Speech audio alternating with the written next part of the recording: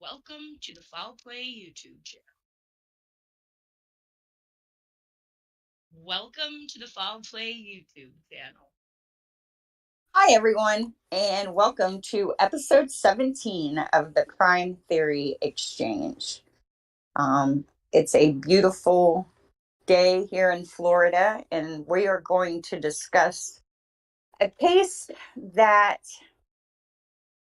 when Making a Murderer first came out, was mentioned quite a few times, and then it kind of got I guess, laid to rest, although it wasn't laid to rest. And that is the 1993 murder of a young woman by the name of Pam Claflin.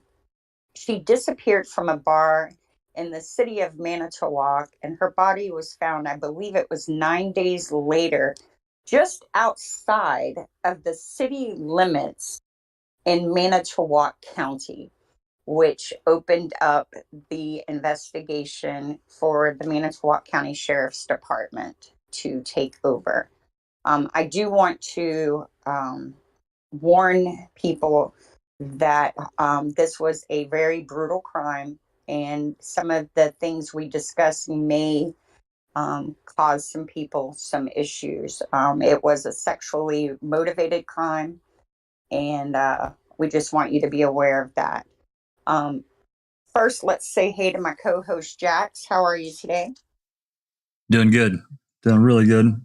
It'll be like 60 degrees here. It's just for one day. It's like a teaser, of what's coming, but it's going to drop, I think, into the 30s tomorrow. So, yeah. Okay. There we go. Doing good. Just want to say hello to everybody in the chat. Becca, looks like maybe Sherry. There's Sherry Lynn Pantillo. And who else we got? We got the lovely Dark Side, Jazznaz Gaming. And of course, everybody here on the panel. Thanks for coming, everyone. Definitely. Hi, Linda, Checking Convictions. How are you today? I'm great, thank you. Yeah. And we also have Mystic Jinx joining us today, which is great because, as everyone in the community knows, she's really good at making these connections between families. And that's going to be really important in today's discussion, I think. How are you today, Jinx? Hi, I'm good. Hi, peoples. They're saying they can't hear you again, Jack. Some of them can, some of them can't. I just thought I'd throw that in there right now. Really?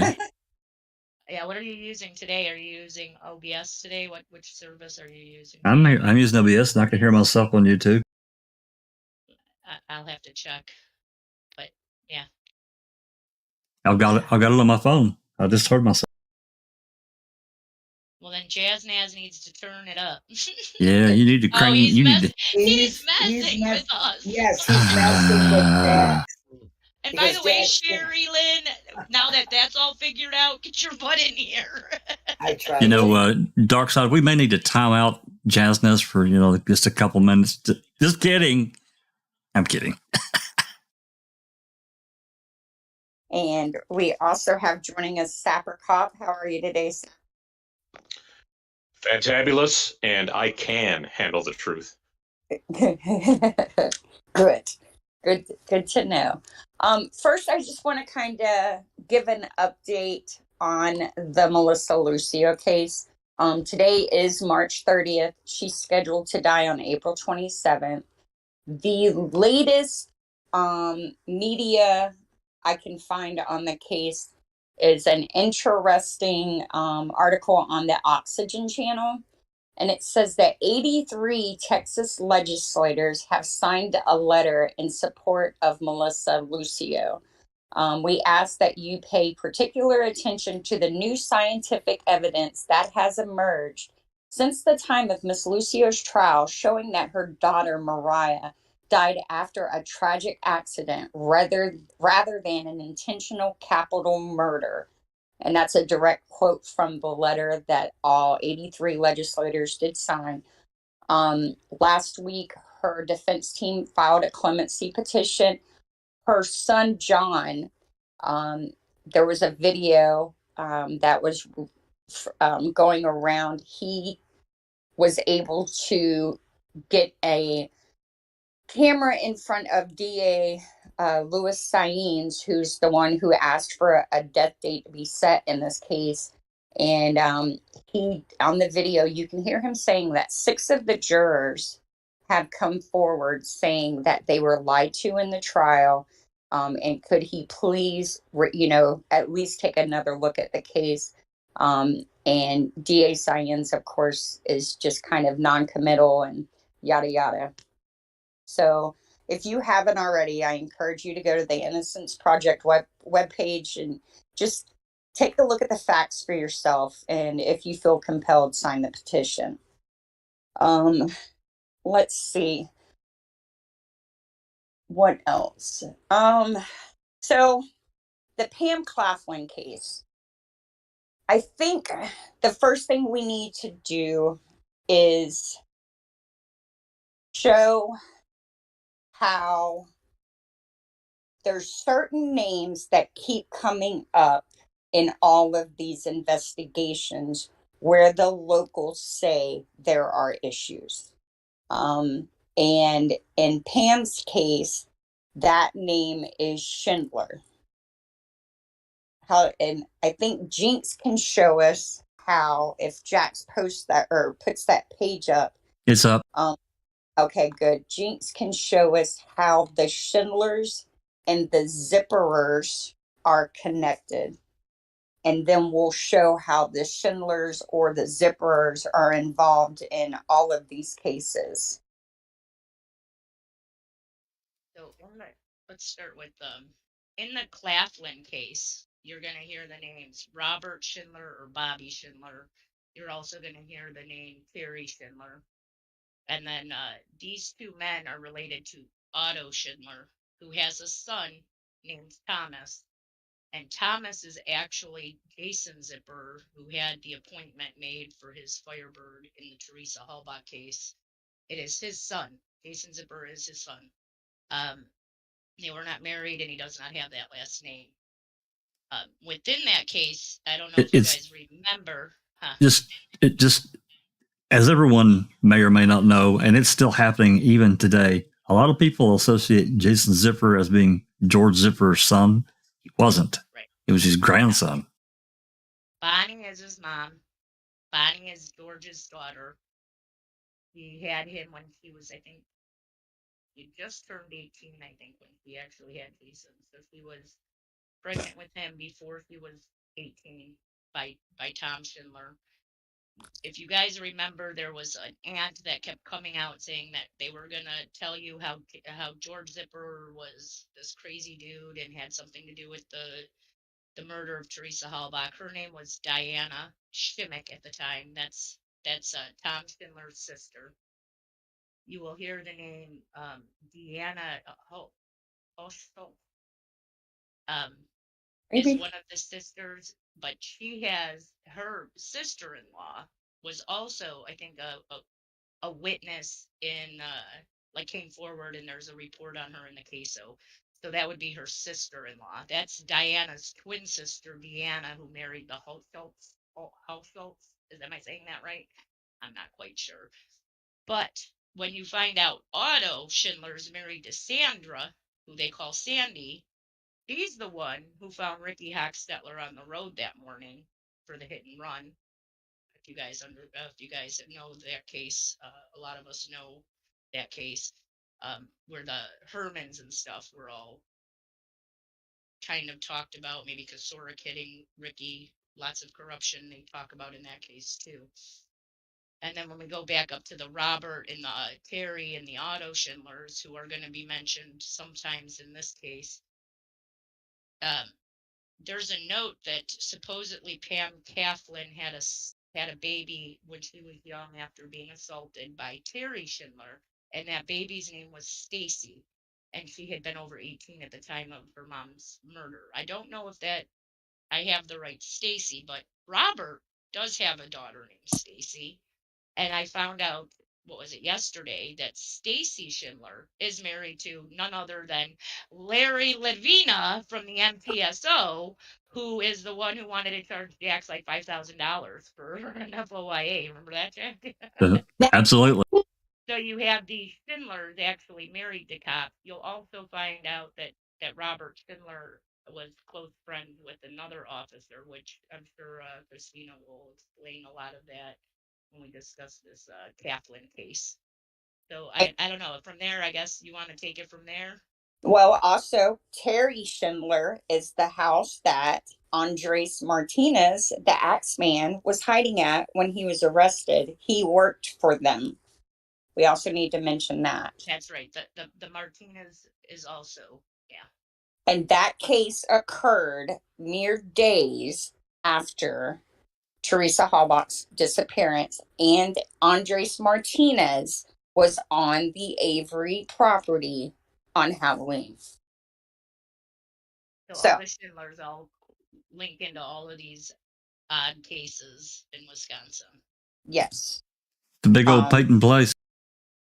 Mm-hmm. It's a big old cesspool of evil, in my opinion. Yeah. For sure. So, first off, let's discuss. Let's mention. In the Ricky H case, Sandra Schindler is the first person to come across the body. She was a newspaper delivery person. Ricky H was hit at what, like 2:30 in the morning, I think. Something like that. Yeah, I think that was. It was pretty early in the morning. Mm-hmm. And so, and if you take that thought and then put it with the spring tube interview, where DCI has written down that the spring tubes say that their paper doesn't arrive till 9 o'clock in the morning. I find that very interesting because anyone who's lived rurally and gotten the newspaper knows that it comes much earlier than that, and has for years, like forever. So the fact that they have gone on record stating something that is so easily proven false, with police reports, even, right? It's just odd. Does he say it's actually delivered at that time, or does he say he gets his paper at 9 a.m.? Because he might not get it from the area where they put it on the grass or in the little mailbox for the paper until 9 o'clock, but it was delivered much earlier. I think it's worded, what time does your paper arrive? And he says, I pick it up at. So do you see how it's misleading? I think that might be very misleading, because I used to deliver when I was much younger. I used to deliver papers, and they would deliver them to me at like 2 or 3 a.m. Never later than 4. Mm-hmm. So I guess we can start with the letter that Jinx was referring to. I believe it's in the Manitowoc Police Department file. There's 3 files that we're going to share in the description box. 2 of them are going to be Manitowoc Sheriff's Department files. One of them is going to be from the Manitowoc Police Department. Pam was missing. I'm gonna pop this on the screen, and if this is the one you want, I think it is. Okay, I'll look and see. Yeah. Now, if you scroll down to the second page, Yeah. This is going to be a summation of what her boyfriend. We'll start with that. This is a gentleman she had been dating for several months, and this is like he did his own investigation, and I find that telling. He obviously wasn't happy with what the cops were doing, and he wanted to do his own work, trying to find his fiance, girlfriend, significant other. And I think this is interesting. And so we can go through that. It says, oh, and Pam was employed by a cleaning service. Do we know if Wendy and Mark are related, Jinx? I haven't found that connection yet. I know there's another Wiegert family in the area that I have not been able to connect to any of his branches yet. Okay. There was, so it might be that other branch still. I have not yet found that yet. Okay. All right. So Pam was employed by a cleaning service that was owned by a Wendy Wiegert. And this letter by Fleming says that the last day Pam worked was September 9th. She was scheduled to do an account, but did not do the account. Rather, as it was payday, Pam started drinking. Now, she does have a history of alcohol abuse. There is a there is a missing persons flyer that her family had printed up, and it looks like it's a mugshot that they used for it. It's in this file, if I remember right. Can you go down a little bit further? What was this guy's name? Fleming? Yeah, James Fleming. I think he was in jail when she disappeared. He has a. What do you want me to go down to? I'm still on page 2. Yeah, this is good right here. So she started drinking at around 4:30 on the 9th. According to his sources, Susie Zalus, a bartender at the Downrigger and one of Pam's friends, Pam was seen with Terry Schindler at the Anchor Inn and Ma's Place, both on the 11th and the 12th of September. Now, can anyone just notice the dates here? Stephen Avery was released 10 years from on September 11th. I just find that it's so funny how the same dates keep popping up. And they redacted something. Oh, this is so Terry, in fact, assaulted Pam when she was very young, and as a result, Terry and Pam conceived a daughter. This is what Jinx was talking about. She is now 18. Her daughter Stacy lives in Forestville, Wisconsin. I don't know her last name. I was talking with Susie while she was bartending at the Downrigger. I was at work at Houston's, maybe, when someone stated. I think that says Hardee's. Oh, Hardee's Burgers. Like, that's what I read when I saw it. Maybe okay. I'm wrong. Yeah, it's Hardee's. Okay. When someone stated to Susie they saw Pam at Ma's bar, and that's the bar owned by Evelyn Schindler, on September 13th around 1 o'clock, being sexually molested by Terry Schindler and Dennis. Does that say Van? Dennis Vans. Okay. I think that's his name. We looked him up too. Okay. He had a bar as well. Interesting. Lots of bar owners, by the way, around me. Yeah, and they all seem to be involved in some sort of club activity as well, which makes you wonder, because we all know what Dave Bagaka has said. And an individual by the name of Doug, and there's a description, and it's interesting that they mentioned that he's crater face. I was told they were putting ice cubes down her blouse. They were doing other things to her. We don't need to report on here. They were also encouraging her to keep drinking shots of liquor and made sure she was staying highly intoxicated so they could continue this behavior throughout the afternoon. And for some reason, this reminds me of what was done to Nicole by that guy, Kimbaz Duran, in her case. My assessment is Pam must have been totally blown away and not capable of making any kind of rational decision pertaining to her own well-doing, or she would have left, or she was forced to stay against her will. I know Pam well enough. I have been living with her for 9 months to know she would not allow anyone to touch her in any way, shape, or form unless it was myself at home and sharing our affection. Randy comes to Ma's place during the afternoon. Now, I want to go ahead and reference this. Someone, here's a little background on Randall Mataya. When Randall was like 18 or 19, he robbed a judge's house in Sheboygan. And he also did a couple of other petty crimes. One of them was like he rode a snowmobile up into a mall parking lot and tried to steal a woman's purse.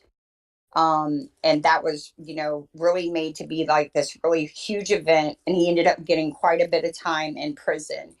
While he was in prison, he was abused. And he tried to get his sentence reduced. They didn't let him do so. So he had been to prison before. Now, the day of this, someone called in a tip and said that he was drunk and driving.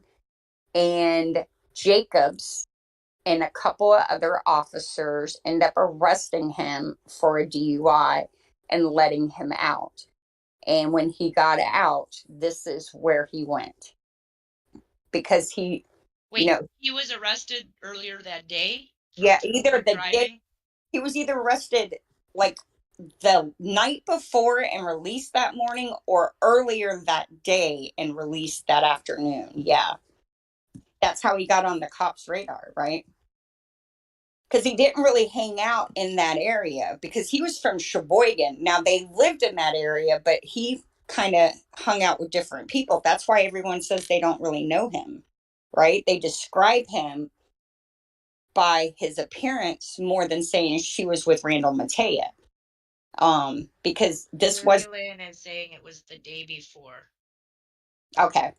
And he had to be, and Susan says thought he had been to court that morning, which would have put him in the area as well, right?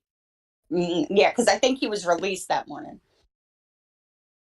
So anyway, so I just think that's kind of probably why he was even on their radar. And I had spoke to some family members, and they said that yes, he did drink. He was never a violent drunk.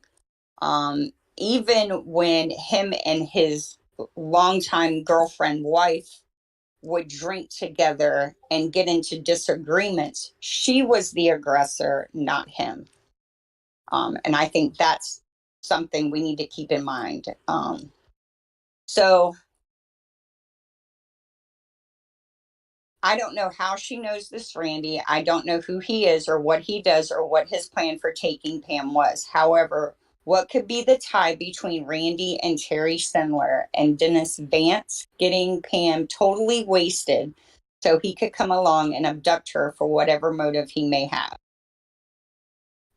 So he goes on with his theory. What I'm concerned about is he already, like, this boyfriend of hers is like, he's saying it was Randy, right? Like, in a way, but he doesn't know how she would know this Randy at all, right? And then the connection between all of them is who? It's Terry Schindler. Yeah. See. Oh, but why would Terry Schindler get her drunk so that some other dude could take advantage of her? That doesn't sound right. No. I doubt that was the plan. I think it was more of it's going to be a together kind of thing. So this was also shared with me, and I'm just going to read it out. The rumor that goes around about this case is that, hold on, let me find it, is that the story goes like this. Evelyn, which is Ma Schindler, owned the bar. She was working that night when Rick Thorington, that's the pock-faced cop, comes in with Pam Claflin. He is a cop who was always there, but people didn't know he was a cop. She was drunk. Ma wanted to card her. He said, no, it's fine. Bobby Schindler and Rick Thorington are friends. After drinking more, Rick and Bobby left with Pam. A few minutes or so later, your dad leaves. Or, I'm sorry, Randall Mataya leaves. Ma was threatened to lie about what she saw. So what we're hearing is not what happened. It's the story they concocted, right? Randall and Pam, he dropped her off at Ma's place, right? That was his story from the beginning. He took her from, he took her from one bar, he dropped her off at Ma's place, and that was that. And let me be clear here, there is not one iota of physical evidence linking Randall Mataya to a very vicious crime. Not one fingerprint. Pam, they're saying basically the prosecution theory is he tricked her into coming with him. Instead of taking her to Ma's place, he took her to the woods, sexually assaulted her, murdered her, drug her body into the woods, and left her there. But they seized his car. There was no evidence of a crime, and her death was a death by bludgeoning. And strangulation with the top factor would be strangulation, is what I thought I read. Yeah, it was. And then blunt force trauma was like secondary to it. Yep, two head traumas, and then strangulation. Those three things were cause of death.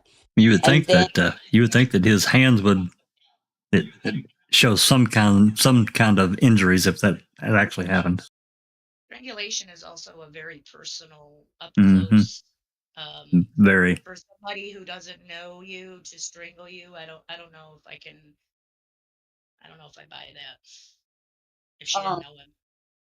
And let's remember now, also, Gregory Allen strangled Penny Bernstein to the point of unconsciousness. That's true. So that's the kind of the perpetrator we're dealing with. Randall Mataya has no history of sexual assault. His stepchildren are all very close with him. Wait, this was in 1993. Has anyone ever given the thought that maybe Gregory Allen was part of this? I have. Because he's not arrested until 95. Right. That's right. Yeah. That's interesting. I just put that there. Right up his MO. Yep. And but then again, the Schindler, I don't think, I'll have to see if we know where he supposedly was in September of 93. Because we do have a detailed work history for him now. How about Thorrington? Was he ever, we have some of the Gregory Allen case files. Was he ever a cop in any of the Gregory Allen cases? I don't recall his name, but that doesn't mean he wasn't. Let me see. No, you're fine. I just find it interesting that it's always the same. So our detailed history of Gregory Allen's whereabouts drops off in April of 93.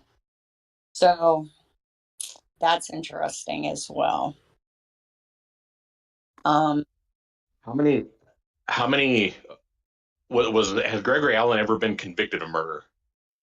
He's only a suspect. No, he was he was a suspect in the one in North Carolina. He's the only. I was going to say, had he been arrested for the Penny Bernstein, he would have been arrested for attempted murder. Does that count? He has committed. I'm just trying to make a connection because I know he's got a long list of rapes he committed, and clearly they did involve strangulation. So it makes sense. But yeah, making the going to murder. That's why I was wondering if he had ever actually been hit with murder before. But he is a suspect in the Donna Emmel case out of North Carolina, 1974, or something like that. So you can always look that case up too. And he wasn't very old at that point in his life either. These guys he's a violent man. She was minor. Yeah, she was 15. Yeah. I stumbled across a report when I was looking into that case that said that while he was in North Carolina, he was participating in acts of peeping and exposure and all of those things. So this has been a lifelong thing for him, right? Lifelong. He has always been who he was. And I'll bet you there's a whole pile of shit about him that we don't know and we'll never know. No, because he wasn't investigated properly. Well, I think they've actually gone back trying to get people to destroy records. I believe that. I came across an interesting page in the Wisconsin, I think it's the DOJ file looking into the Gregory Allen case. And in 1984, Manitowoc Sheriff's Department detectives were calling Minnesota looking for open cases on Gregory Allen. Do we know what the how much do we know about the circumstances of the North Carolina case? Do we know the cause of death there? They shot themselves in the foot by saying there was no sexual assault. And I have no proof. I personally believe they did that because they wanted to spare the family. She was strangled, by the way. Yeah, I think she was strangled. Yeah. She was strangled. But she was so Gregory Allen's on record in that case saying they suspected him because he was at that bar and his brother owned property next to where the body was found. Okay, so it would be fairly easy to say if your MO is rape that includes strangulation, but not necessarily strangling to death, it wouldn't be a very far leap to say maybe it went a little far and they died from the strangulation portion of it. But now you have to add in the head trauma. So what would have driven him to deviate from his MO and now bash in somebody's skull? I get what you're saying, but I do find it interesting that it is a strangulation assault before he was imprisoned. I just made that connection. Yeah, we have to consider. We have to consider what he did to Pamela Bernstein too, because he beat the shit out of her too. So. Oh, did he? Yeah, that's right. Her eyes. He beat the crap out of her. The only thing that's in this case that's right. The only thing in Pam's case that I haven't seen in any other case was the violent anal injuries, right?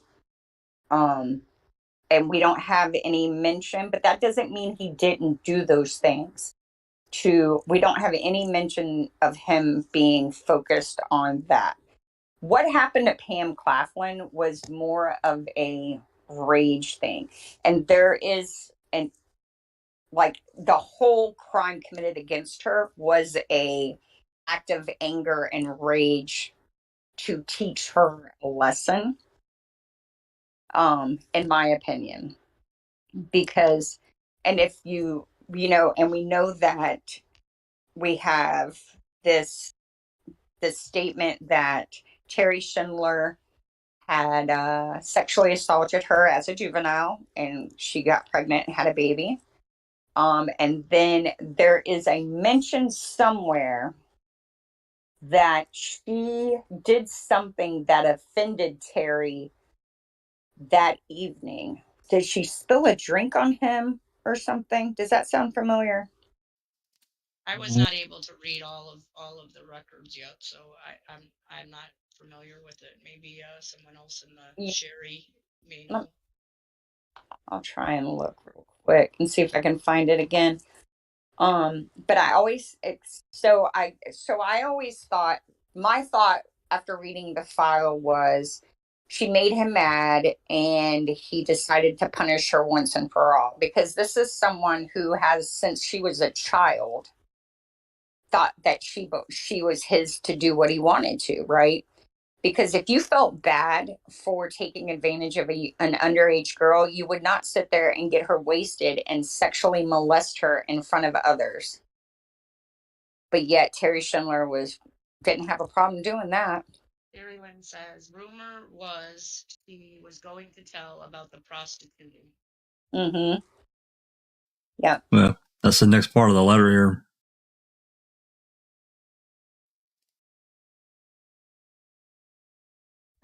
Yeah, I think if you go to the next page, I think there is a mention where he would do that to her when they were younger. Yeah, some time ago, Pam was abducted by all three of the Schindler brothers. So that would be Robert, Terry, and Otto. I'm not quite sure which ones. There's 5 brothers, so 5 of them, 5 boys in that family. So the 3 would have to be assessed as, from what I'm understanding, is most likely Rob, Terry. I'm not sure about Otto. Otto would have been Zipper's grandfather. Um, maybe Bruce Poncho was the other one. And then Mm-hmm. there's I don't remember what the Barry's saying Bruce. Okay. So there was another one, I can't remember his name. She was held against her will for a period of 3 days, and those Schindler brothers would collect a fee, then their clients could have sexual access to Pam for X amount of time. And it says that Pam left her car, her employer's cleaning equipment, sitting in the parking lot by Ma's Bar, now a total of 8 days. Pam never leaves her car anywhere overnight. She loves that car and stuck too much money in it to just let it sit there. This poor man. Furthermore, because I didn't read the whole file yet, so maybe one of you guys will know about this. She left her car at Ma's Bar for 8 days. Ma's Bar was owned by Evelyn Schindler, and nobody came aware. Like, do they ever mention, like, them? Do they ever mention in any interviews that they noticed her car sitting there for 8 days? Wouldn't that be something you would notice in your own bar? The same car sitting there for 8 days? it doesn't stick out. I don't think they paid attention. I don't think they ever mentioned it because her dad's the one that reported her missing because like they didn't. And see, that's really weird now that Like, you bring it up. you have Thorrington, who's an officer. Mm-hmm. They could easily go, hey, dude, this person's car has been in my parking lot for 8 days in the same spot. Is that, like, they don't mention it to anybody ever, like, it's just like, oh, okay, we'll just leave your car there. This happens all the time. Yeah, For 8 days. it's weird. Definitely. It's The other definitely brother's name was John, by the way. okay. And then it says on a number of occasions, Pam stated to me she was asked to be a prostitute by parties which, for Pam's safety, shall remain unnamed at this time. And Pam refused to submit to these proposals. Unnamed at this time. Could that be because the unnamed party is an officer named Thorrington? Mm-hmm. That's what I was thinking.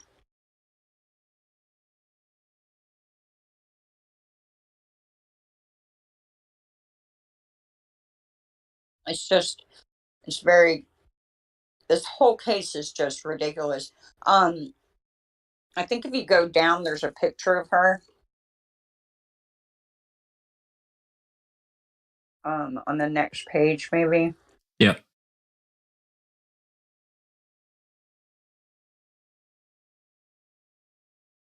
But she obviously had a record of her own. Mm-hmm. I think it was. What was her record? Do we know? I think it was all OUI and prostitution. I think she, well, you know what? For some reason, I'm thinking there was a prostitution charge, but there may not have been. But it like OUI drinking. Do we know who was her arresting officer? One of them is at least the sheriff's department, which is where Thorrington worked. The other one seems like the police department. Yeah, I haven't. That's. Let me write a note on that. That's a good question. And if any, like, who were the arresting officers? I'd be curious to know. Was there only 2 pictures? Mm-hmm. That's all I see. And Hartman took the report.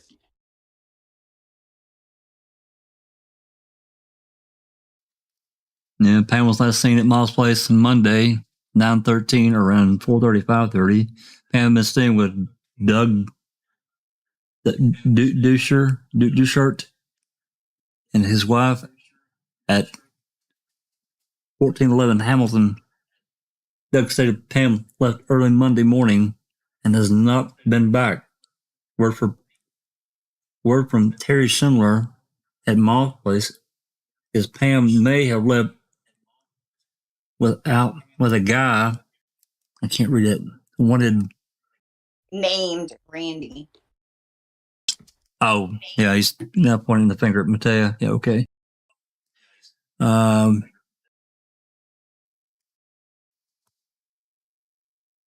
No, Located. yeah. Well, it says, yeah, I can't read that part there. No, something. No other info. Yeah, okay. Yeah, okay. If located, check welfare. Check her welfare and have her contact her father, and that's all really like. It's just heartbreaking. Yeah, they knew there was. They knew there was something wrong. You know what I mean? They knew it. I just want to mention again, she disappeared from the town of Manitowoc. They were somehow able to determine that she was killed in Manitowoc County, not the city, which allowed Tom Kasurik to take over. But they never had a crime scene.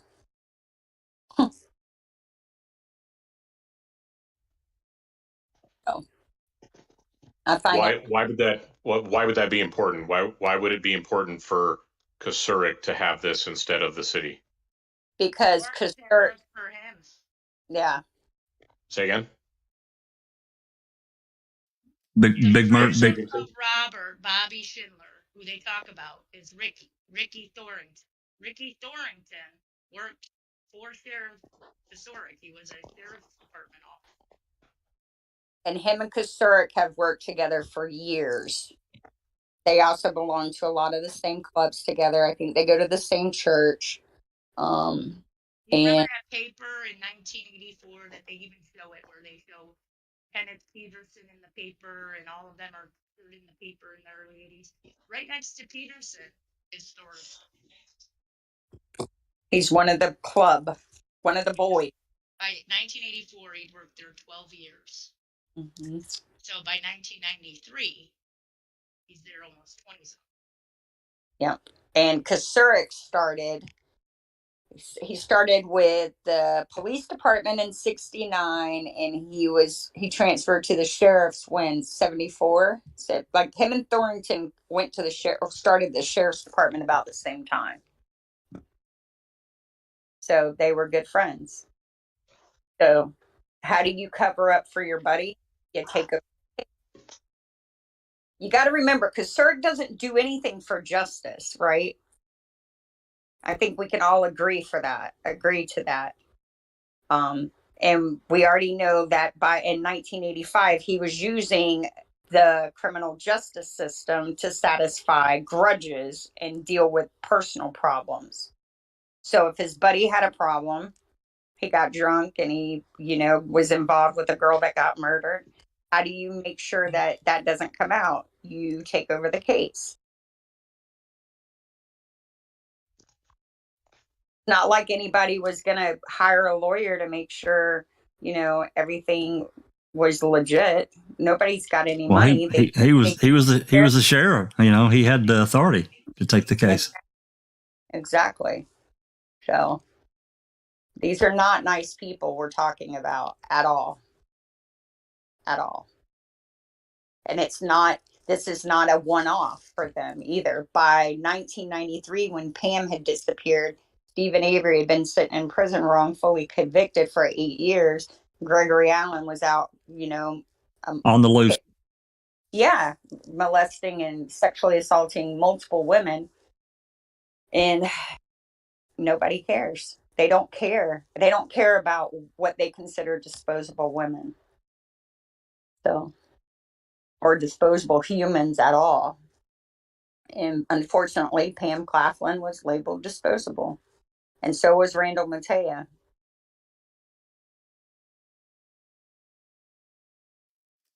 All right, what's next? Where do you want me to go to? I'm trying to think. Let me see if I snipped the page. Is there anything else in this file? I don't know. No, that's the police. We need to go to the sheriff's department. File. Let me see if I can figure out what page it's on. I just want to show how what they used. So the evidence against Randall Mataya is a confession to a friend and a pair of bleached jeans. And Oh boy, are you serious? Bleach jeans? bleached Yep. jeans and get this. There was a guy who lived in the area where Pam Claflin's body was found. They put him in a room and drove 6 cars by. And he identified Randall's car as the one he heard that night. That was the evidence used against him at trial.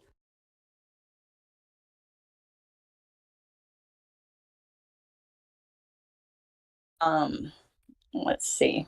It's bad. It's bad. So the Innocence Project has this case. They've had it for a number of years now. I think it's going to be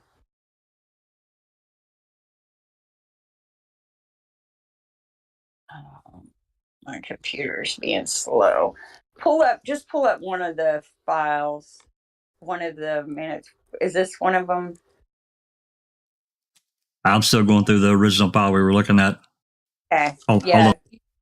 No, you can. Go ahead. If y'all see anything that you want to talk about, just say stop. These are just canvas stuff. It's really weird because it looks like it was a football night. Most of these people fell asleep pretty early. No one heard anything out of the ordinary. I personally think it was a body dump. I don't think she was murdered where she was found. They didn't do any kind of forensic clean or check at Ma's place. And Terry Schindler lived above the bar at the time. Is that right? Am I remembering that right? So, yeah, he had an apartment. Yes, he did. Yeah, he had an apartment above his mama's bar. So he could have just took her upstairs, killed her, took her out to the woods, dropped her. Him and Thornton had fun with her, right?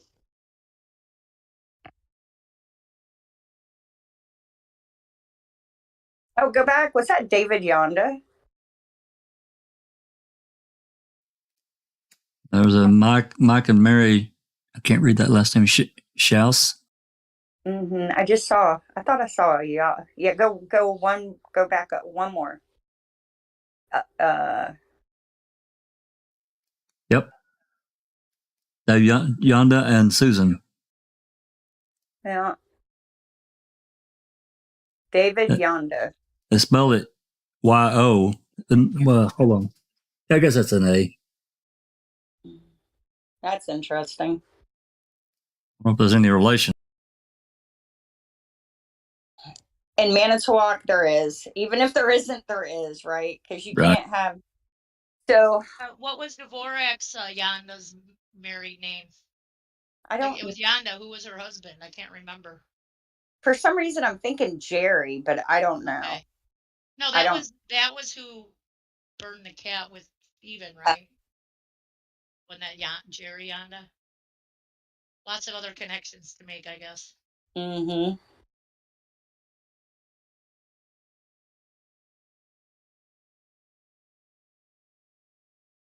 Well, he canvassed quite a few.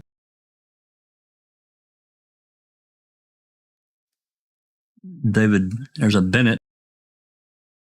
I don't know if they're in relation to Kenneth. Yeah.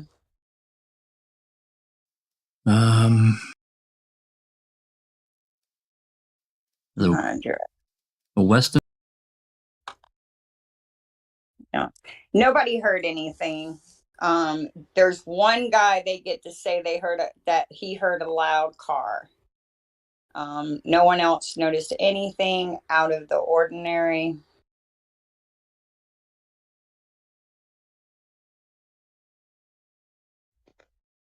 I can't believe that was allowed to be used in court, that somebody identified something via its sound. Yep.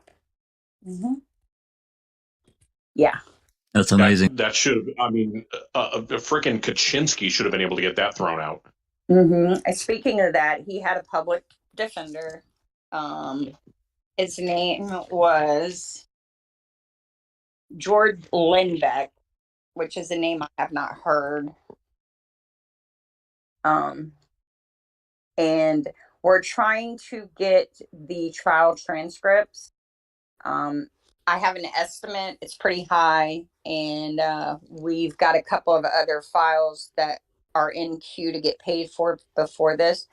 So I'm trying to reach out to the Innocence Project to see if they would be willing to share freely some documents with researchers trying to help them.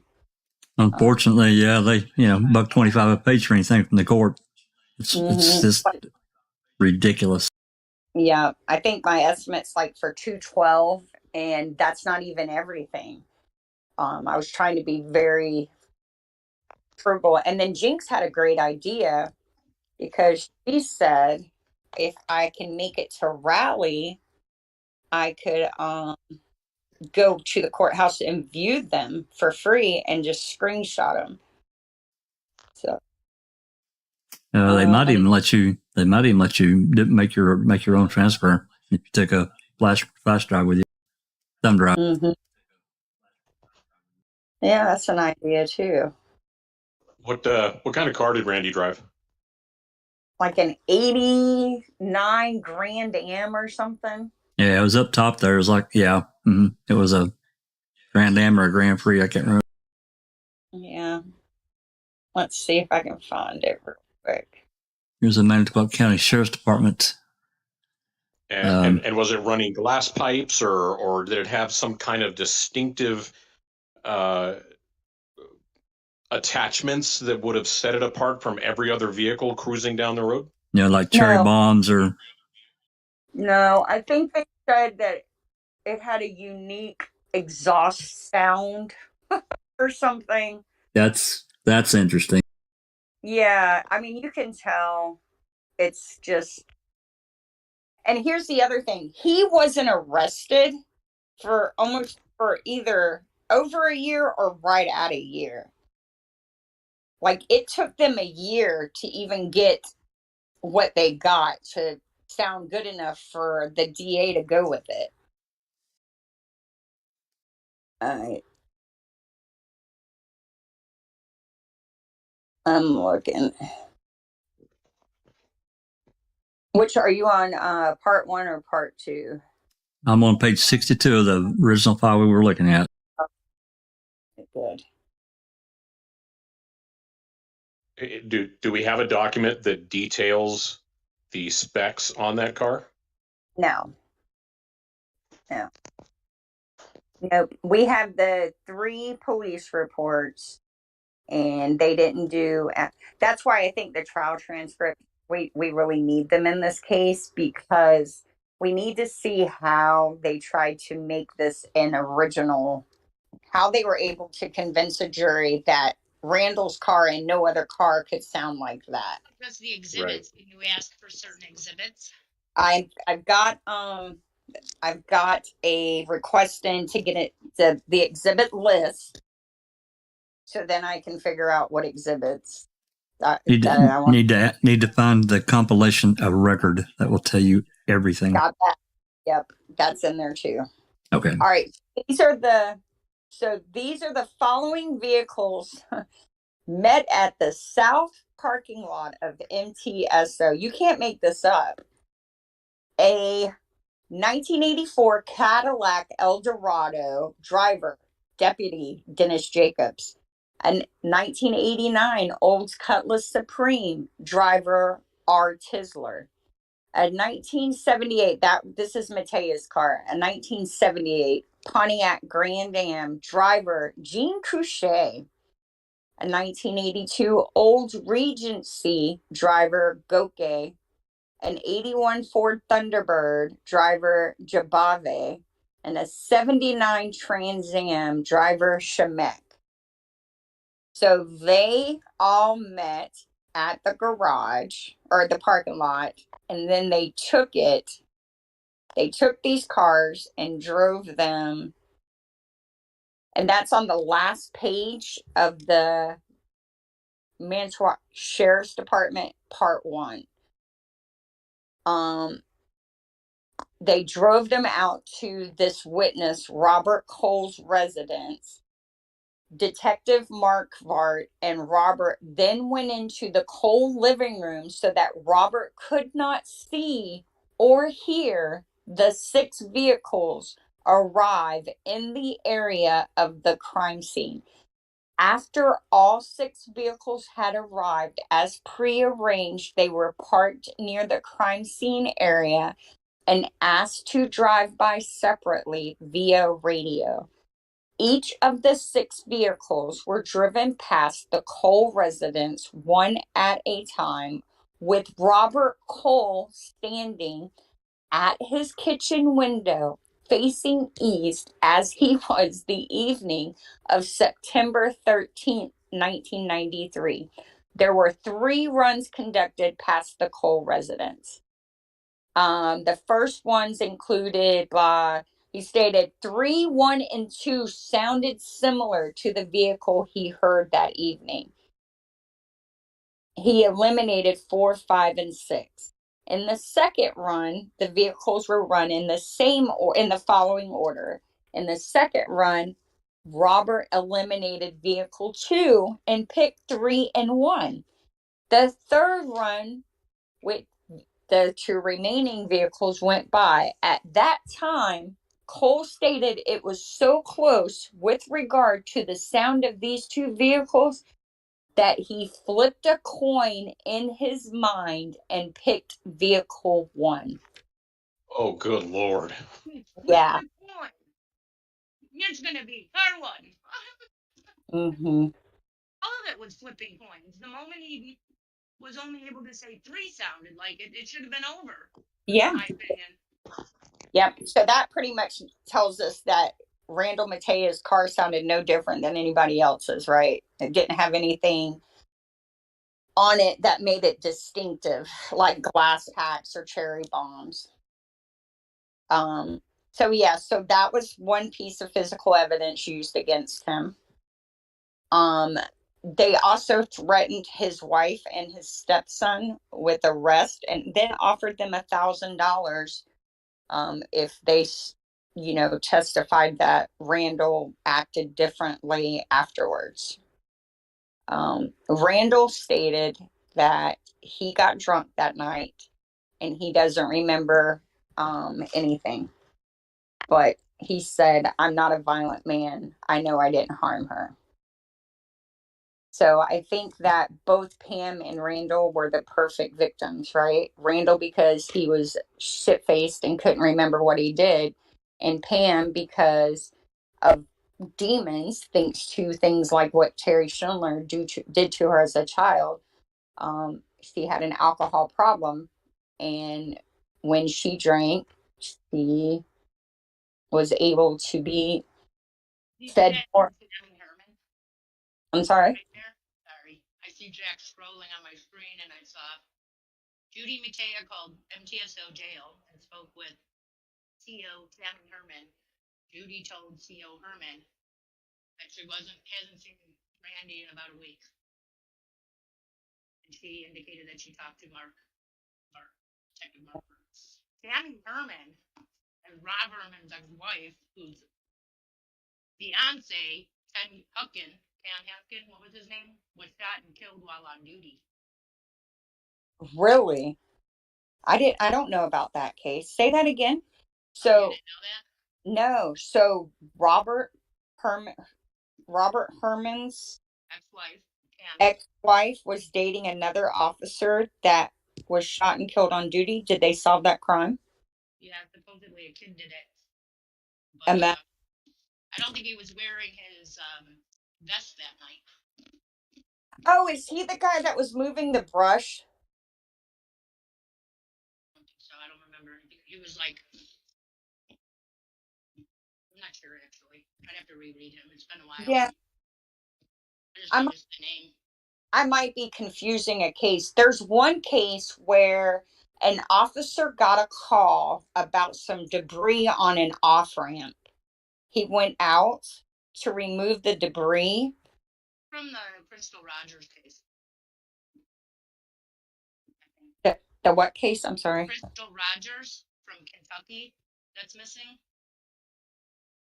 Okay. Okay. I'm meshing cases here.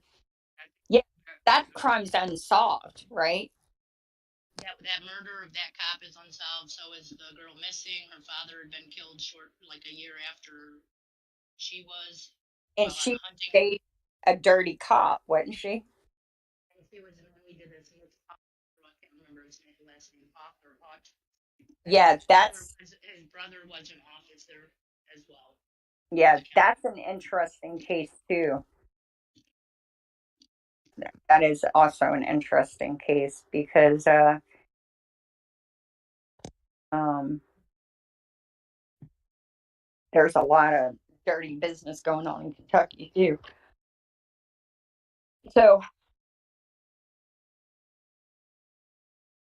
it's really all over. You just have to take time out to look. I mean, exactly.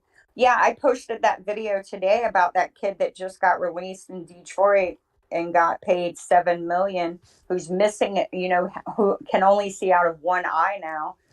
His only, you know what saved him? So he got convicted of a quadruple murder because they forced him to falsely confess. He was 15. You know how he got out? The real murderer was a guy who was a contract killer, right? He killed 12 people.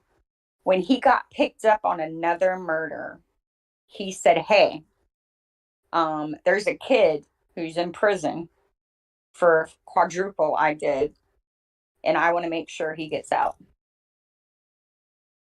So a murderer has more ethics than the dirty. And look, they fabricated evidence against this kid. So a murderer has more morals than dirty cops and prosecutors. That's the state of our criminal justice system right now. pretty sick. It really is.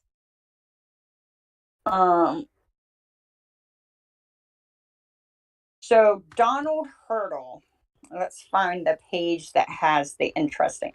So there was a witness who testified for it. Jax, are you on part 1 or part 2? I moved to part 2 of page 2, and in the middle of the page it says Judy Mataya stated that later that evening, 11/10/93, Randy left with a Donald Hurdle. So if you scroll down to page 4 of that file, Yeah, got it. If you look, so Donald Hurdle had 4 felonies pending at the time he became a state's witness. And he, with his attorney, gave a list of demands that he wanted to testify against Randall Mataya. Oh my God. He wanted all of his cases to be dropped. He wanted his probation reinstated. He wanted $1,000. He wanted his car returned that they had towed. No charge.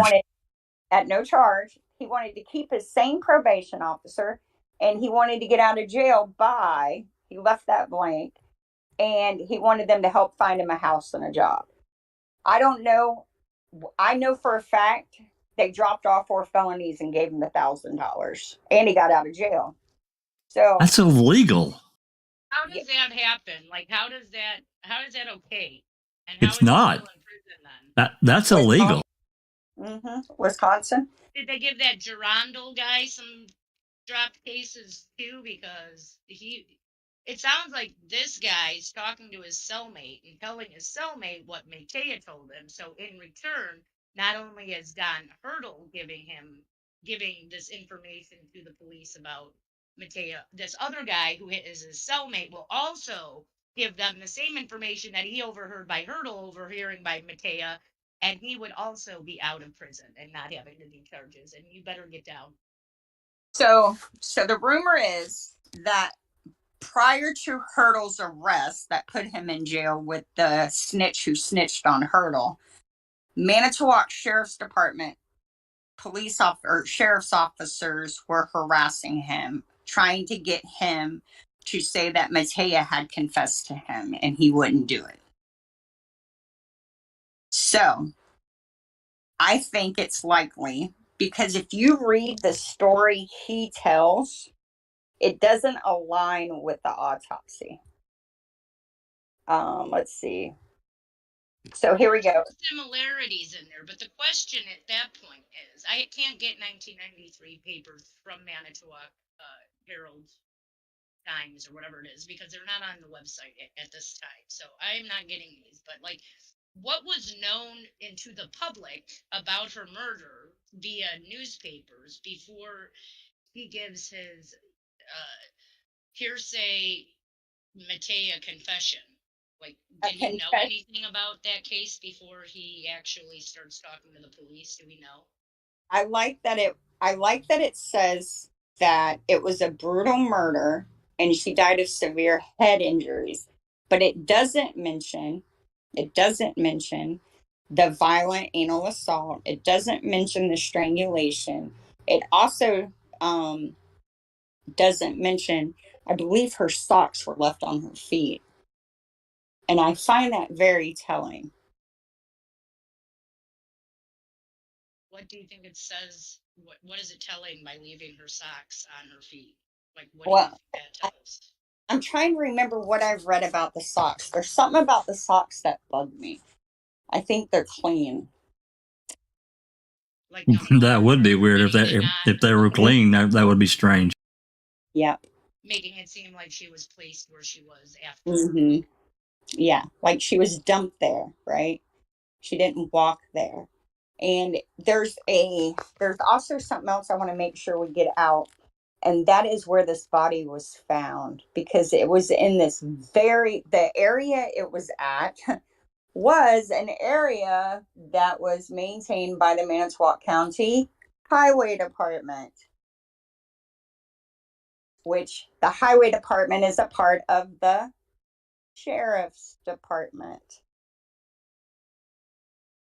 and is also where Teresa Halbach's body was found. Deb Suckawati's body was found. So all in like a quarry or what? All on property owned and maintained by Manitowoc County. Yeah, that's very interesting. Yep. Almost like they need to leave it there so that they can take control of the crime scene. Mm-hmm. I think it's one, because the people involved in these crimes know that they can get into that area to dump the body. And then also, these are county properties and not city or other areas, right? So that tells you the person who's committing these murders is connected to either the highway department or the sheriff's department. Yeah. Let me see if I can find that. I want to make sure. Let me find it so we can show it. I think that's going to be on the police department. Would that be the assessment you would come up with, Apricot, being that they're all found on county properties and it might be a county employee of some sort? Well, it would certainly it would certainly garner further investigation of it, because that would be quite a quinky dink. Would it necessarily point to something specifically? I wouldn't go that far, but it would certainly bear looking into.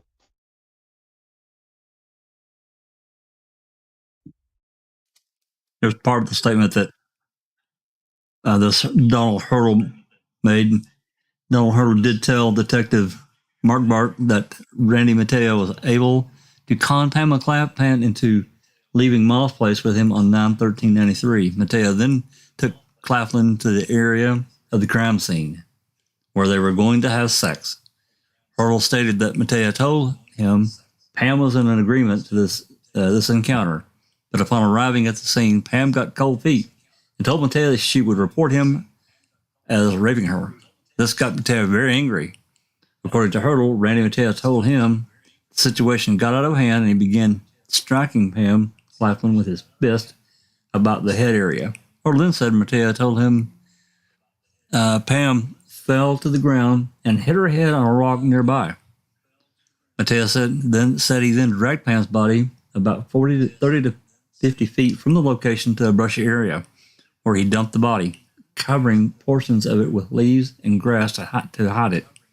Hurdle also stated that Randy Mataya told him he had bitten one of Pam's breasts and that he had dumped the body in the brush nude. Hurdle also stated that Randy indicated it was a brutal murder and Pam died of severe head injuries because Randy had beaten her head. Hurdle also stated that Mataya told him the following day on 9/14, Randy cleaned out his van, or his vehicle at his residence. At that time, he found some papers that had been in Pam's purse on the floor of his vehicle. Mataya told Hurdle that he had destroyed those papers, but the purse he threw out somewhere along the route of travel from the crime scene to the Mataya residence. Hurdle told the detective that if he was able to get out of jail, he would be able to talk to Randy Mataya to try and find some of the pieces of physical evidence, such as possibly where the purse may be found. Wow. All right, so I need to mention this.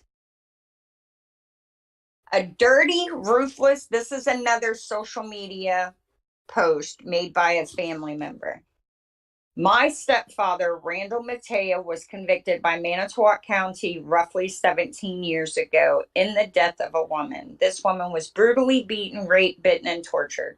No DNA matched to him, no fingerprint, no teeth imprints, no nothing. 17 years later, the Innocence Project launched their own investigation. A dirty, ruthless police officer with scars on his face was pulled over and found to have this woman's purse, driver's license, and shoes in his spare tire compartment. Do I believe Stephen Avery is innocent? Very much so. Wow. So the Yep. faced cop who that other dude doesn't want to name is most likely who Richard, or could be, possibly. It could be. Yeah. And Who was this alleged cop, how Thornton? did they get pulled over? Who pulled over the cop? Like, Yeah. that's a little interesting. Was it another county officer? I don't know. And why was he pulled over? I mean, was he drinking and driving?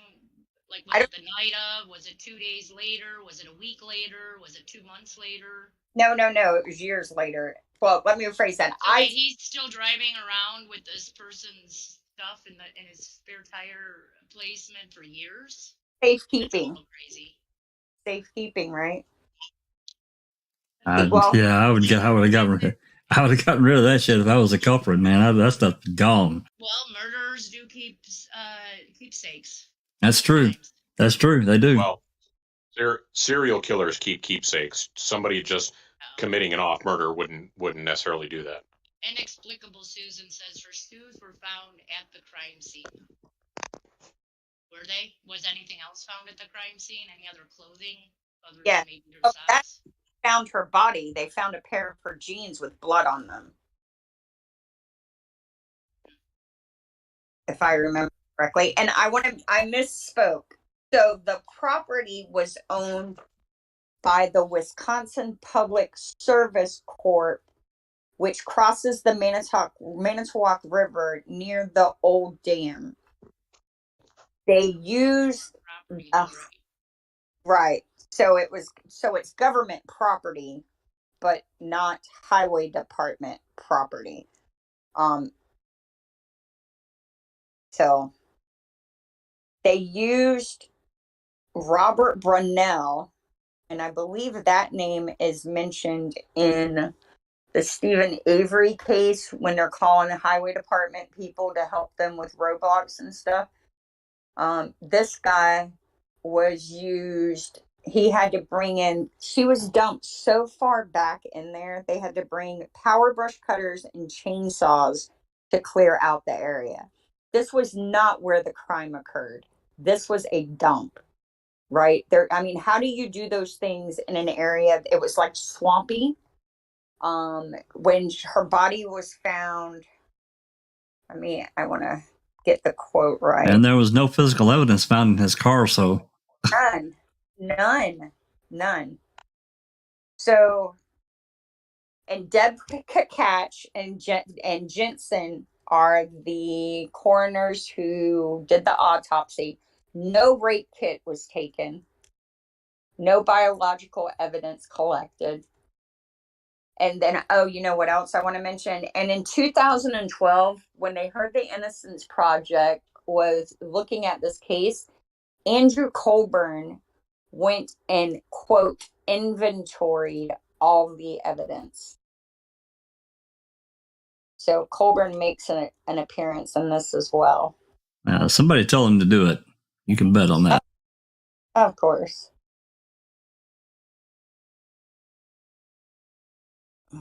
I'll get it. There is abundant vegetation matter that is present.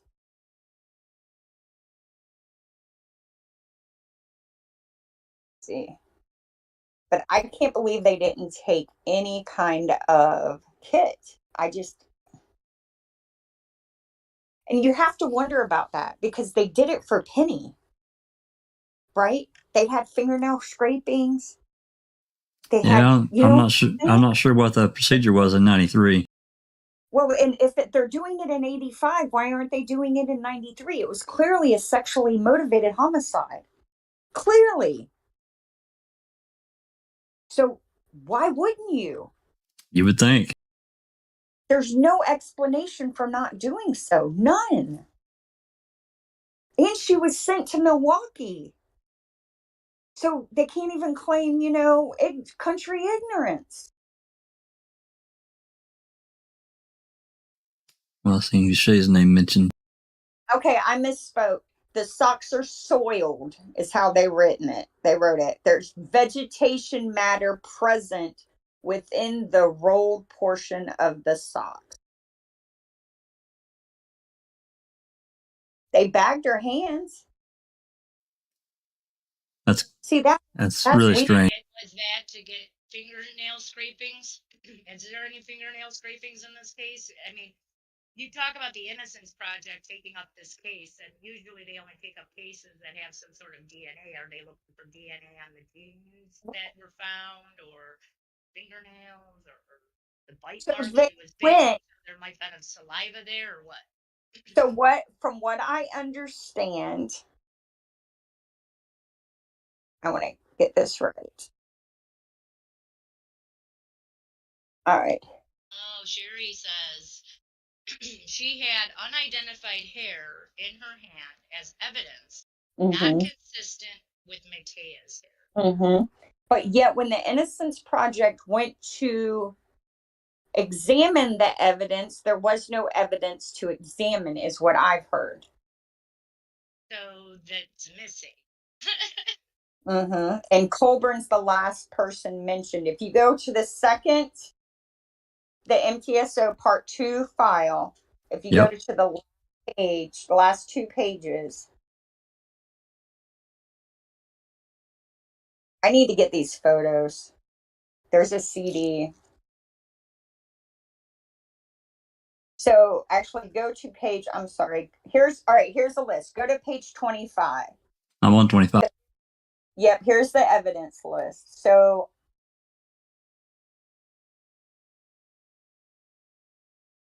it looks like we might need to go up. I'm sorry. Let me see where it's. They started looking at stuff in 2011. But yeah, go to page 20. So page 20, you see 1993, and then I'll see 94, 90, and then 95. Yep. And then page 21, you have 2011. And Besler, that name doesn't sound familiar to me. Bessler? Bessler? Yeah. Yeah. Tesla, I believe. And then, but look, acting on instruction from who? Our favorite friend, Larry Ludvina. And by this time, he is married to Robert Schindler's daughter, Stacy. Yeah. So he has a vested interest in the Schindler name not being. That's telling.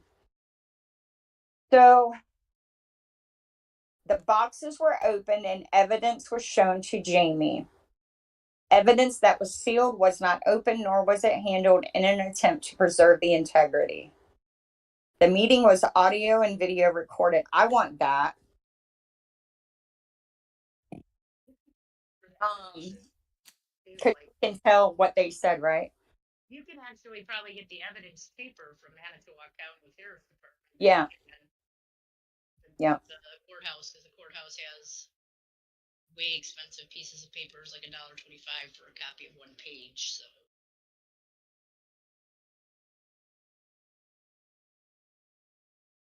yeah, I'm gonna have to finish reading all of these. I started last night a little bit. May 17th, 2011, I Detective Bessler was informed by D.I. Ledvina that he received a request for all the paper files reference this case that are currently located in a box in long-term storage. The paper files directly related to this incident were requested. I obtained the box and did a complete evidence card. The box and all paper files were turned directly over to D.I. Ledvina for his handling and dissemination. Wow. And then listen on this one. July 10th, 2012, I, Bessler, received and viewed a plastic garbage type bag previously tied shut with a tag affixed to it reading morgue admission tag, in this case with a date of 9/22/93 in the name of Pamela Claflin. It did not specify the contents of the bag. Coroner Green had recently brought to MTS's attention the existence of this bag. He advised it has remained in secure custody in the coroner's office and has not been opened or manipulated. Wow, 19 freaking years. Are you kidding me? Yeah. Wow. So somehow this now goes to Colburn. Colburn opens the bag. Found inside was a body bag, a white sheet, environmental debris. None of these items were removed. He refolded and placed these items back into the original plastic storage bag and then into new paper bags, which were sealed and secured by Coroner Green. Photos were taken. That stuff all just shoved in one bag, isn't that like awesome? Mm-hmm. So look, oh, this is interesting. So 7/10/12, Colburn retrieved from the original case file 5 manila envelopes containing photos and negatives related to this report. The envelopes were labeled by the then investigating officers with the case number and the number of negatives and photos they contained. I counted the number of photos in each envelope. I found 18 color photos plus negatives in the envelope, indicating that it contained 40 color negatives and pictures. I found 43 color photos plus the negatives. In the envelope that are rubber banded together, one envelope contained a label indicating 71 color negatives and pictures. I found 70 color photos plus the negatives in the two envelopes combined. In the next envelope labeled 26, I found 25. The picture missing, like all of them? At least one. 71, there's 70. 26, there's 25. 40 And color negatives. I found 43 colored photos plus negatives. So there's 3 extras there. So are those the 3 extras that are missing from the 71, 26, and what was the other one? Was there one I don't know because or something? Well over we don't. 100. Well over 100 photos though. Yeah, and we don't know how many were supposed to be in the 18 in the very first paragraph. They don't say. See how it's written? I found 18 color photos plus negatives, but it doesn't say what she should have found. That's really weird. That whole paragraph's weird. What day was that? 10/24 what? That was 7-Eleven. 7/11/2012 from Bessler. It says 9 x-rays dated 10/24/92. Were those x-rays that were done on her to like identify her body, or what is that? Wasn't These are she killed in 93? dental. Why would there be x-rays dated 1992? It's probably dental X-rays, or Yeah, they used dental. yeah, or some kind of bone. Like maybe she had broken a bone, and they were trying to match the fracture. That would be my guess. So all this evidence that Colburn had gone through is missing now? Is that what you're telling me? The Innocence Project, from what I understand, the Innocence Project told Randall's family that there's no evidence to test, and they did not do a rape kit. That's really criminal. It's just The coroner's office is that why they can't find him in the sheriff's department? I don't know. But so that's how I got the autopsy report, was going through Green, and that was not a fun process. But by the way, as a note to everyone out there, we will be publishing a lot of this stuff. It'll be in the video description after we get done. The autopsy report will not be shared. No. She's got children out there. They don't need that out there. No, absolutely not. Mm-mm. So here we go. Because the autopsy report is part of the case. Yeah. You know what? I mean, we may redact it and share it like per person or something. Yeah. All we know is she has one possible kid with Terry. Does she have any other kids? Yeah, I'm pretty sure she had other children too. I think because the paper is not on my website, I can't find out about even her obituary. I couldn't find it either. I don't have the 90s in there. Not 93 at least.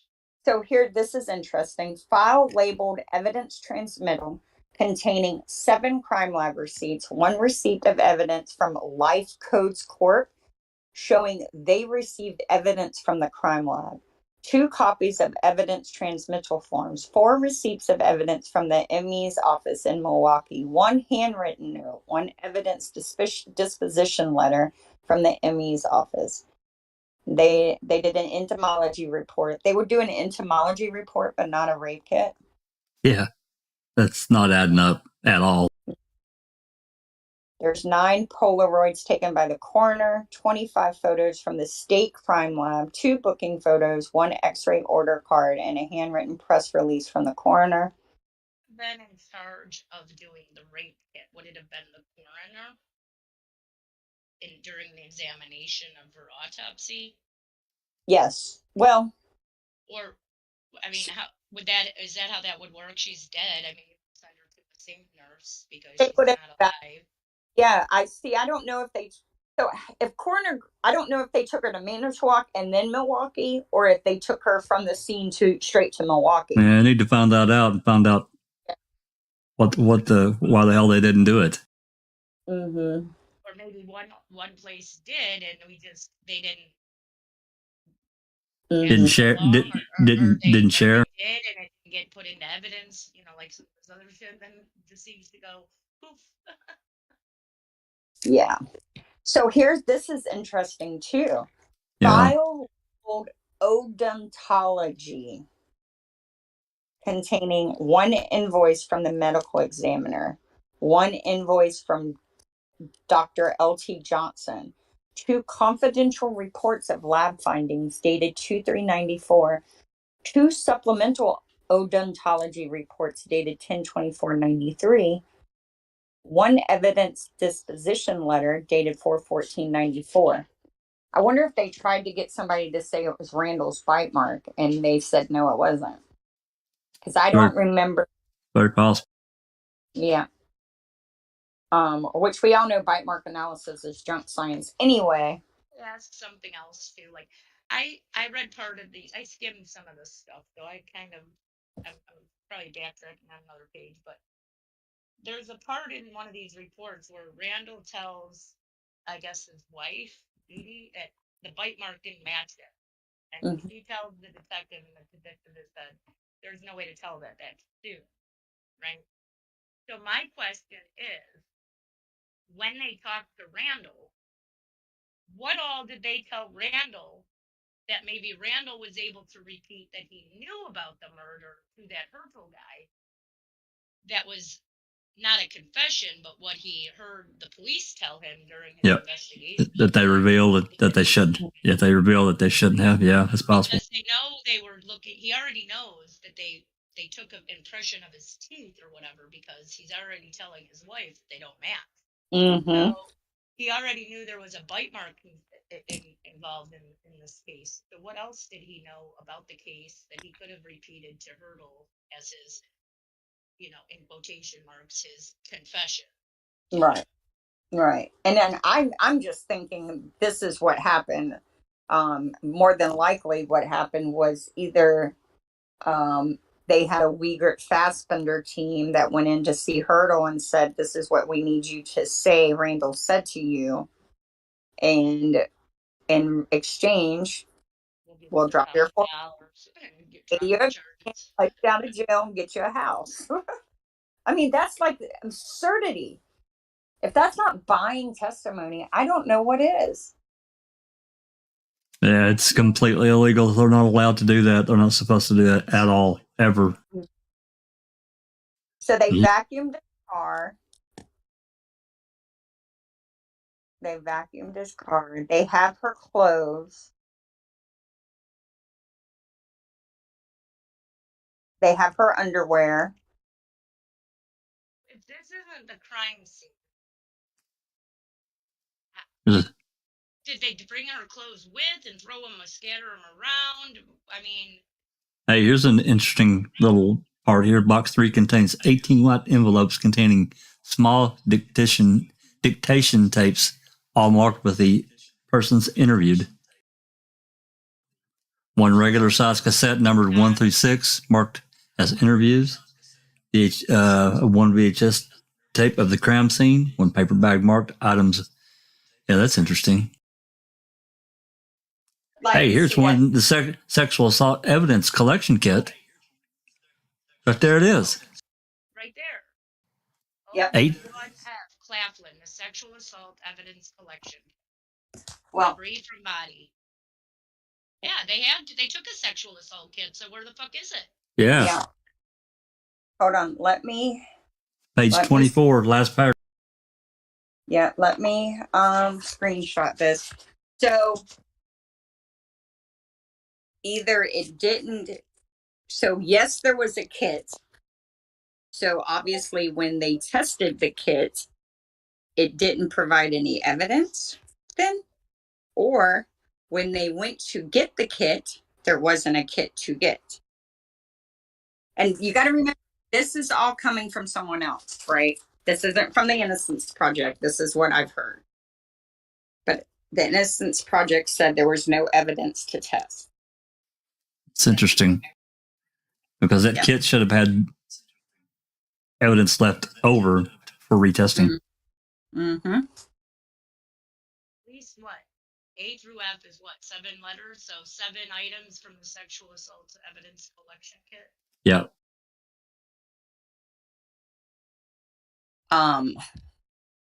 It is. So I wonder if they didn't. Maybe Siri Coley has them at her desk in her work lab. There's also 2 sealed envelopes containing fingernail clippings from Claflin. We know what those can get you out of prison. Oh no, they didn't get him out of prison. but No, they can get you. they tried. They can get you. Yeah, absolutely. It's much different now, though, the technology to do the testing on this stuff. Oh, yeah. 4 manila envelopes from, items which appear to be have been dusted for fingerprints. So they have actually fingerprints in this case too, or what? What it sounds like. One brown purse containing miscellaneous identifiers. So there's her purse. So that couldn't have been in that guy's car, unless he took them from the evidence locker. No, or we don't know when the purse was collected, because now remember, there is also a purse given to them by filming. Okay. Yeah. So that might actually be the purse that they gave to them. Right. That might be the purse that she had at his house, but not the purse she had when she disappeared. Are they sure he had a purse at all when she disappeared? We don't know. We don't know. Another Sony 8mm video tape of 9/21/93 and 9/22/93. A previously opened envelope. Okay. So there's another tape. A lot of video and audio in this.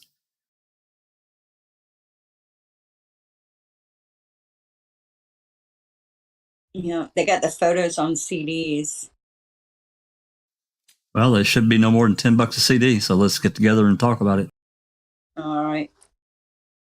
So the 2 CDs of photos. That's only $20, so that's doable. Who's the guy now? Todd Cummings? What was that? Larry Ledvina handled evidence, right? Like, he was the go-to for the open records to get copies and stuff for the past, what it sounds like, 11 years, since 2011. Yeah, I'm not sure when he became the official records custodian, but yeah, probably. There's the interview and Dusher. What's the other ones? Let me find the bleached jeans so I can show it to Sapper. Luann Granger was her sister, I think. James Erickson was her ex-husband. Pam's ex-husband. Luann's her sister. Bruce Schindler. That's one of the Schindler brothers. That's Poncho, right? That's Poncho. They called him Poncho. Part of the family that owned the bar she went missing from. What other envelopes down there? James Fleming, which was what, the boyfriend. Ed Pickings, don't know that one. Stephen Wagner, Timothy Estra.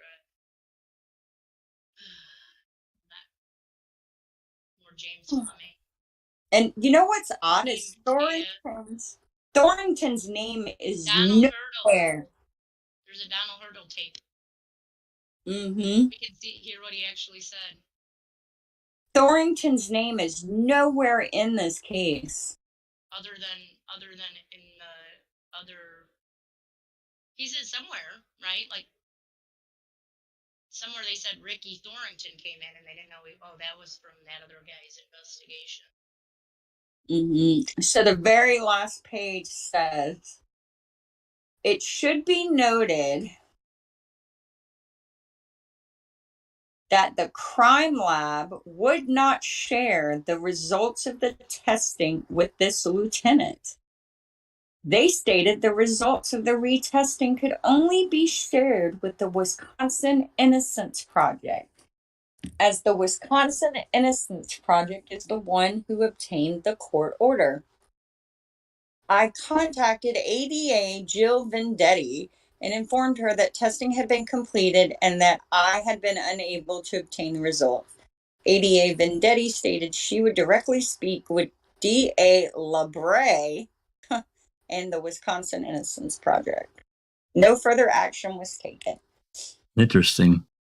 And this is 10 months before Making a Murderer was released. Yep. February 5th, 2015. What a crazy case. I don't understand why they couldn't share them with the sheriff's office. That is That is a little. by the other place. That is a little surprising that the information is not shared. And the last time the evidence was resecured in long-term storage was by Lieutenant Colbert. Yep. That's right. Oh, well, we might get sued because we're insinuating that he did something to it. Careful. These are all speculations. I ain't got nothing, but don't sue me, Colburn. Right. Well, this is just allegations, you know. We're allegedly. Come on. It's all allegedly. Let me see if I can. says she's never seen Bruce's interview either. That'd be an interesting one to get, maybe. Yeah. To start off with.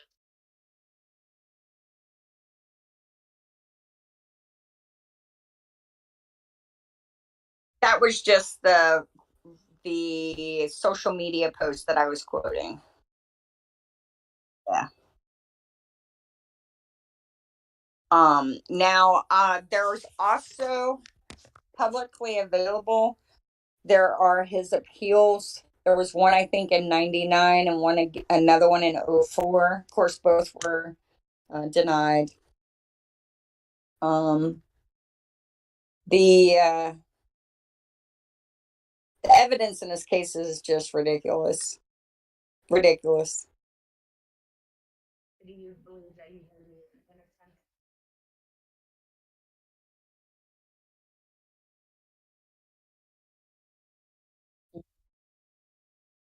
Now, his wife, I do want to mention this. His wife did, and I believe his stepson did make incriminating statements against him about his behavior, but they were both threatened. His wife was arrested after Pam's murder, and Randall was decided that's who they were going to arrest for it. Judy did get arrested herself. They threatened her job. She worked for, you're going to love this, she worked for the Mirror Corporation. And for those, yep. And if y'all watched was it last week I talked about Mirror? If y'all have seen anything that I've done about the Mirror Corporation, that is the Mirror Foundry.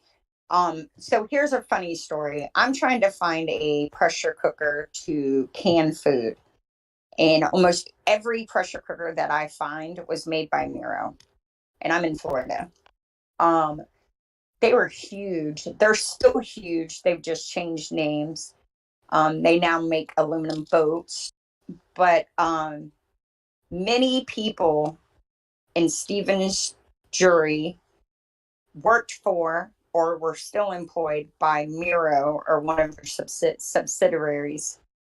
Mirror Corporation was founded by Dennis Vogel's wife's grandfather. So, the Vitz family, Vitz and Koenig, that's who found big names in Manitowoc.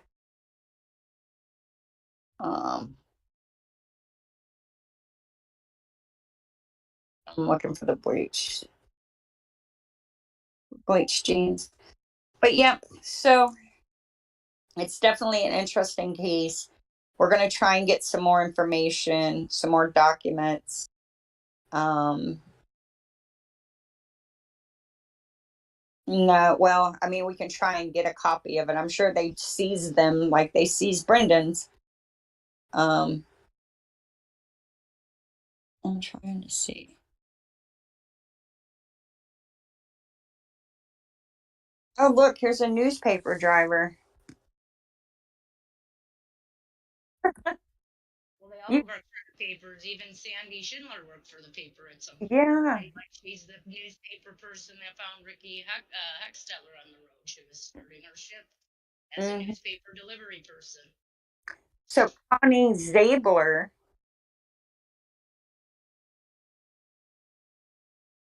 gave a statement to Robert Ruppelt, who was a Manitowoc sheriff's deputy.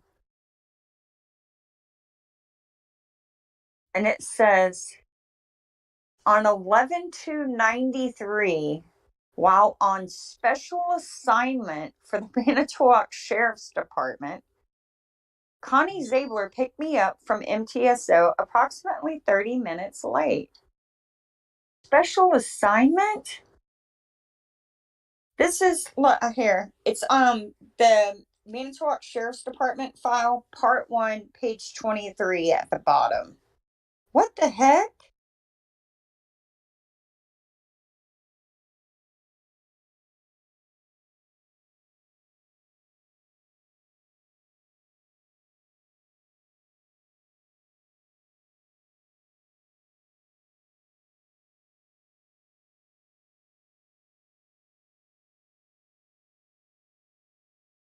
All right, this starts, we need to go.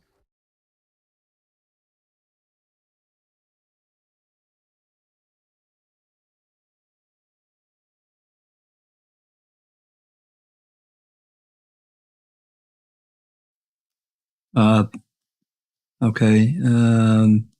Page 64. No, oh no, the other part 1, page 22. Something about they had an officer riding with this woman for some reason. She tried to get the officer to stop riding with her. They wanted her to take a polygraph. She fell ill and went to the hospital so she wouldn't have to take a polygraph.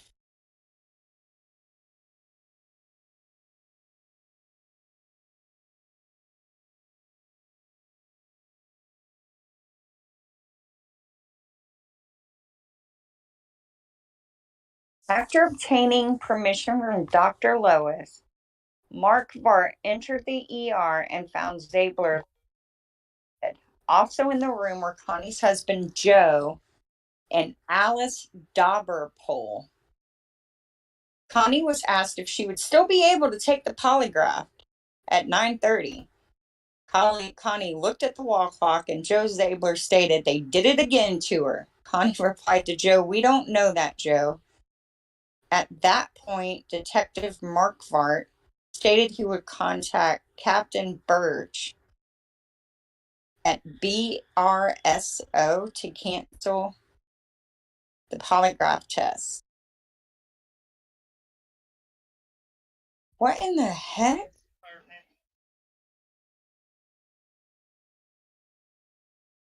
Is that what BSO is, or BRSO, Brown County Sheriff's Department?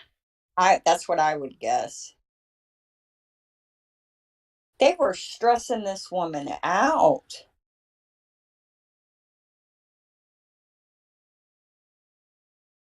Is that a way to get someone to fail a polygraph test, by stressing someone out before they're... Absolutely. Yeah, you get them cranked up and say, hey, what about, we might believe you if you do a polygraph. Or you want to do that right now? Yeah. I wonder if they weren't, if she wasn't feigning illness to get out of taking this polygraph because they were wanting her to do something she didn't want to do. I'm trying to remember. It's been a few months since I've read this entire files. Let's see. How weird. Let me see. Why is...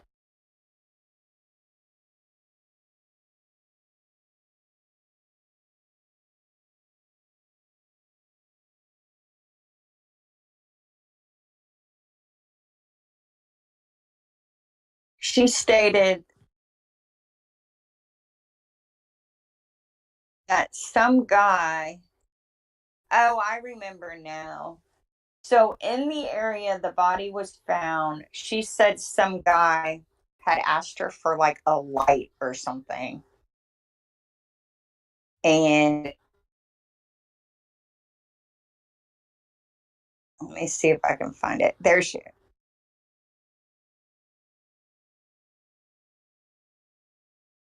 Connie gave a guy a lighter and told him to keep it. Alice also said that Connie told her she saw her car down there in that area. And the guy had shoulder length hair and a shirt type jacket, which was plaid like is worn in the fall with a lining in it. Alice also related that the same night she met a guy on her route and she and Connie had talked about it.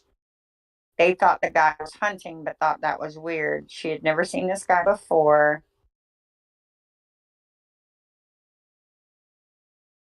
Yeah, I think they tried to get her to say something and see, you know what I mean? I think they wanted her to lie on Randy and she couldn't do it. And so she likely, this was all just to, like, she feigned illness to show them that she wasn't emotionally capable of doing what they wanted her to do. That's my guess on this. Because, like, they talk about she had long scratches down her arm.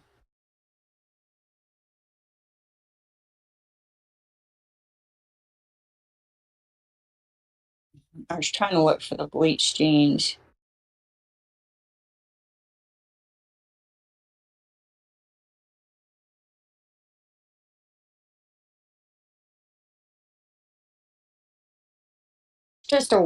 It's a weird case. The evidence used is just really sketchy. No,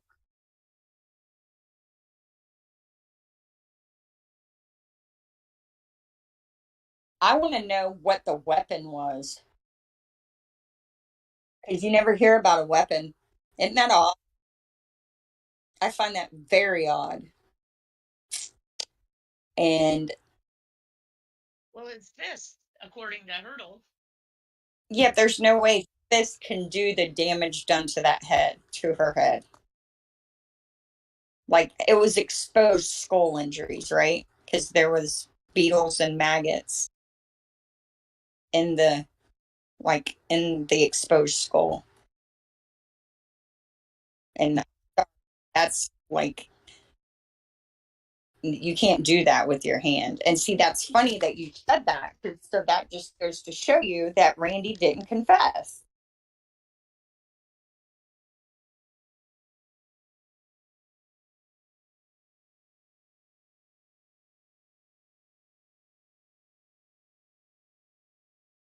Yeah. So there should be a rock nearby that had blood on it at Mm. least within a 30 to 50 feet range of where her body was found. Did they even go back and search that Let, area? let's see what the, let's see. Let me look at the, I think I remember seeing measurements.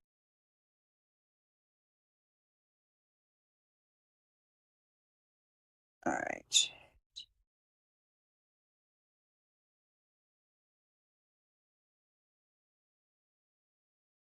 Okay, so the body went to the Manitowoc County Coroner's Office first because they took x-rays, then the Milwaukee coroner took x-rays. There's a lateral skull. Oh, those are x-rays.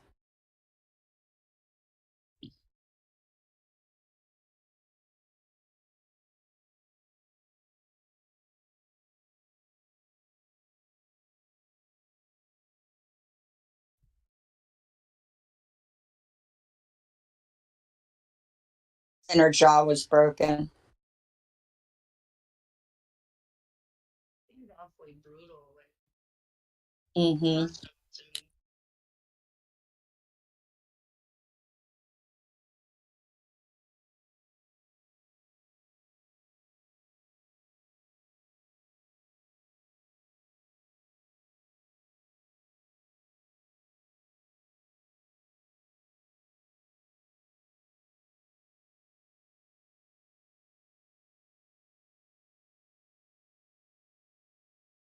So can I just say this, guys? So so it's mentioned in the autopsy that they took specimens from all orifices for their sexual assault exam. And this was in 93. Now, y'all know how I harp on the Saki kit testing and how they didn't submit any evidence kits prior to 2010. This case was in 1993 and they were collecting evidence. Why are they not getting these kits tested with that money? Why are they not? Didn't they test a whole bunch of them and they came out like bad, like they were too old? Did they test a lot of them? Or bill- or what if you're billing for tests and not collecting the evidence?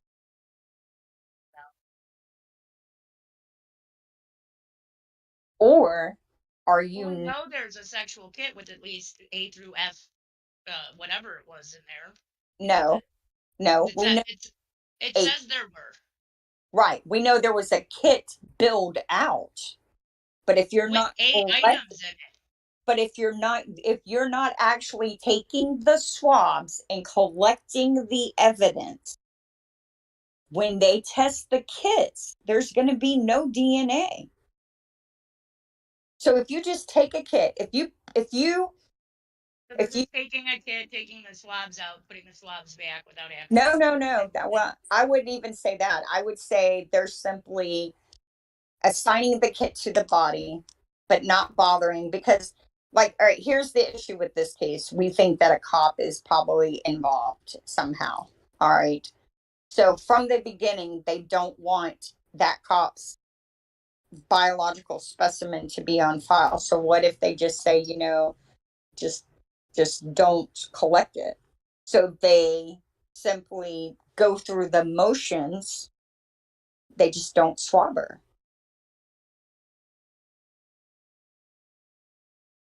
So you bill for the kit because here's how it works, right? You buy the kit for 40, but when you do the autopsy, you bill it out for 80 plus the man hours to collect it.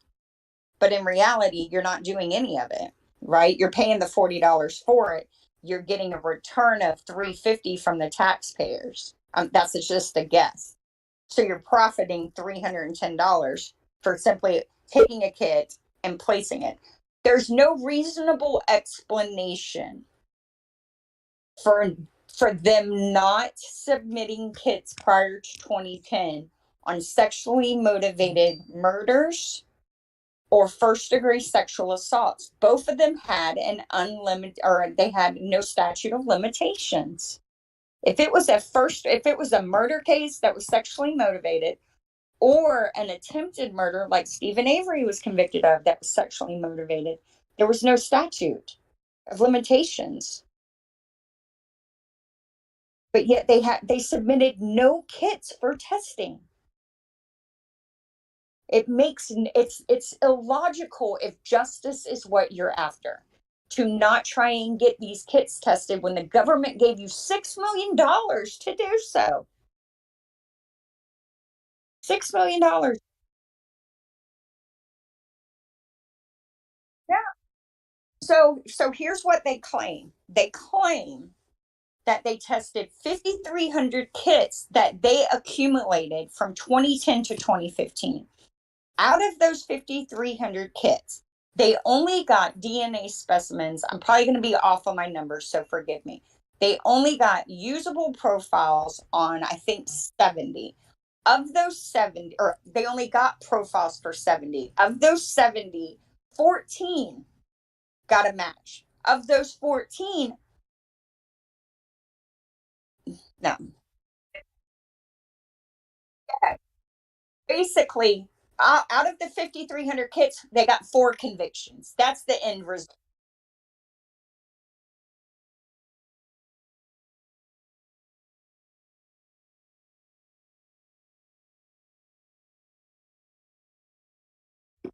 Well, and here's another interesting little stat on that. All of these kits were tested prior to Schindler leaving office. So Josh Kaul has spent a majority of his career using as a platform for why he's a great AG the fact that he got all the kits tested. But the kits were tested prior to him taking office. And he has also spent a lot of the taxpayer money enacting legislation to make sure a backlog never happens again. But wait, that's absurdity because we all know the power of DNA. They should have had funding already built in prior to 2020 to make sure that these kits were getting tested. So why?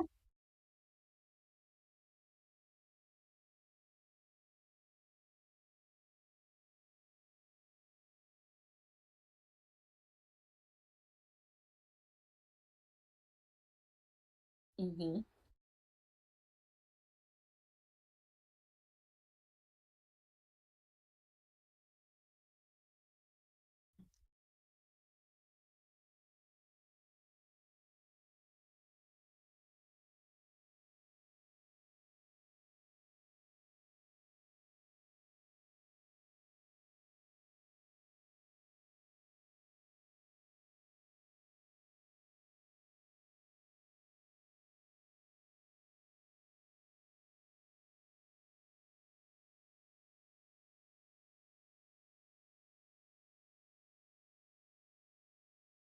Depends on how it's stored, because I've seen them solve cases from the 50s with DNA.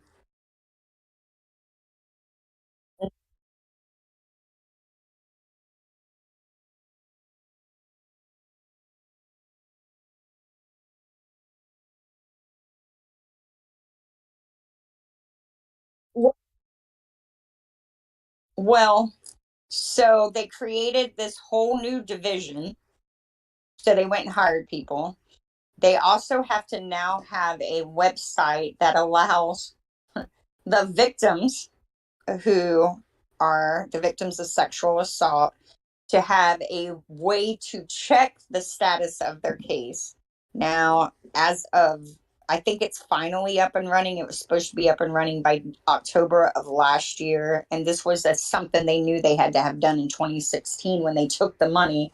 And it took them till they actually didn't get it up and running until after the date they were supposed to have it up. So they had to have a working website which allows citizens to access data and also allows victims to follow the progress of the kit. And then really that's about it. Everything else they did. Oh, and then they had to pay to have the kits tested. So no, but they used it all on, and they outsourced a lot of these. I just found that out not too long ago. I forget who shared that with me. They actually outsource quite a few of these kits. So some were tested by the crime lab. And what's also interesting is Brad Schimmel got all these kits tested prior to him leaving office.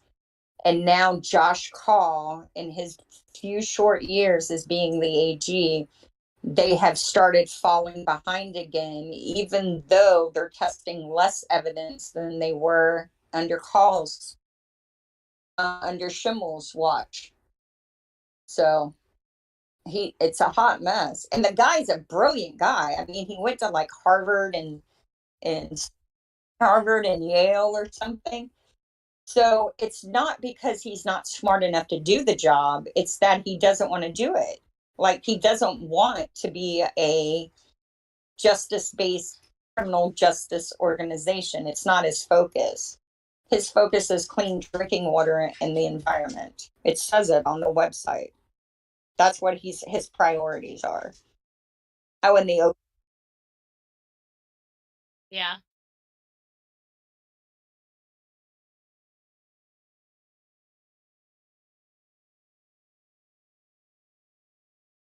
so It's there my was mic. Sorry, guys. I just wasn't talking though just now, so. So there was a 4 by 1.5 gaping laceration over the right inferior zygomatic region. There is, and several broken bones upon palpation in the face. There is a fracture of the jaw with a gaping 2.5 by 1 centimeter fracture over the mental area, with another 2.0 laceration over the superior mental region. She was beat with something. Oh, and then a 1.5 That's contusion. You know, like Jinx said, it sounded like somebody picked up a damn rock or something and beat the crap out of it. Yeah, but I think a rock would have made a bigger. That's what had me looking at this. I think it depends on the rock. Yeah, I think it would have been wider because, like in the what's that girl's name that's on death row in Tennessee, Krista Pike. In that case, like that, the wounds on hers were like many inches wide, and she used a rock on her. I think it was a pipe or something, or a nightstick, flashlight. It could have been a mag light or something. Yeah, that would leave a. Isn't that something a cop would carry? Yeah. What did you say? Pipe? What did you call it? A nightstick. Well, you got like a Billy Jack. Yeah. Mm-hmm. Yeah. Did they carry those? Do you know if they carried those back then? Like, was that part of their uniform? I think they did, but I don't know. I don't know for sure. Did they carry a mag light on them? Probably. They probably did have a mag light. Yeah, they definitely have a flashlight. I don't know if I don't know if car assigned cops. Hey, Sapper, are you still here? Did he leave? He might be working. Okay. Oh, he's muted. I don't know if officers assigned to vehicles have nightsticks. I'm trying to remember. They may have in 93.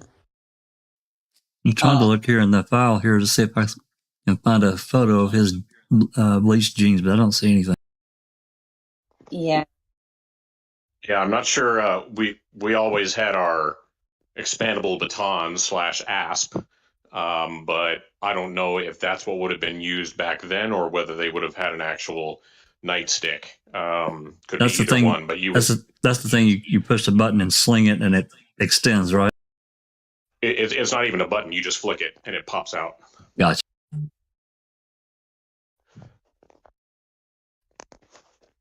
That worked. Like, you gotta poke them with the stick, and it like goes back into the. Yeah, I'm not seeing anything in this file with a photo of his bleached jeans. I don't think we have. No, I think the way it works is they say that the night after the murder, he was caught bleaching a pair of jeans. I think that's the mention. I'm trying to find it. Yep, that could have just been as simple as, he had grease or something in him. I mean, Or it could have just been made up. That too. Yeah. Let's see. I'm trying to find it. But yeah. Oh wait, let's see.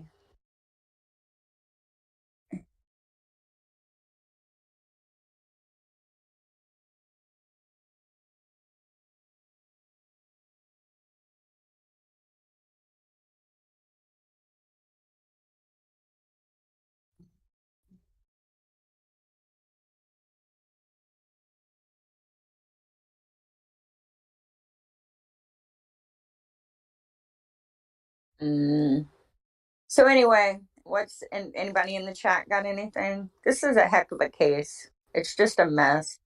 Yeah, and there's still so much we don't have on it. So yeah, there really is. And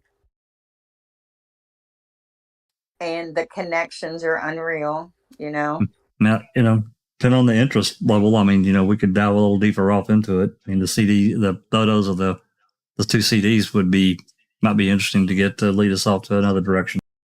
Mm-hmm. And of course, the trial transcripts. That would be really cool if the Innocence Project would share those. Yeah. So. How many pages is that trial? Do you remember? Do you know?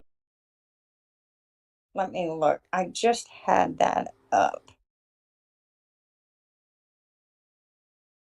Hold on.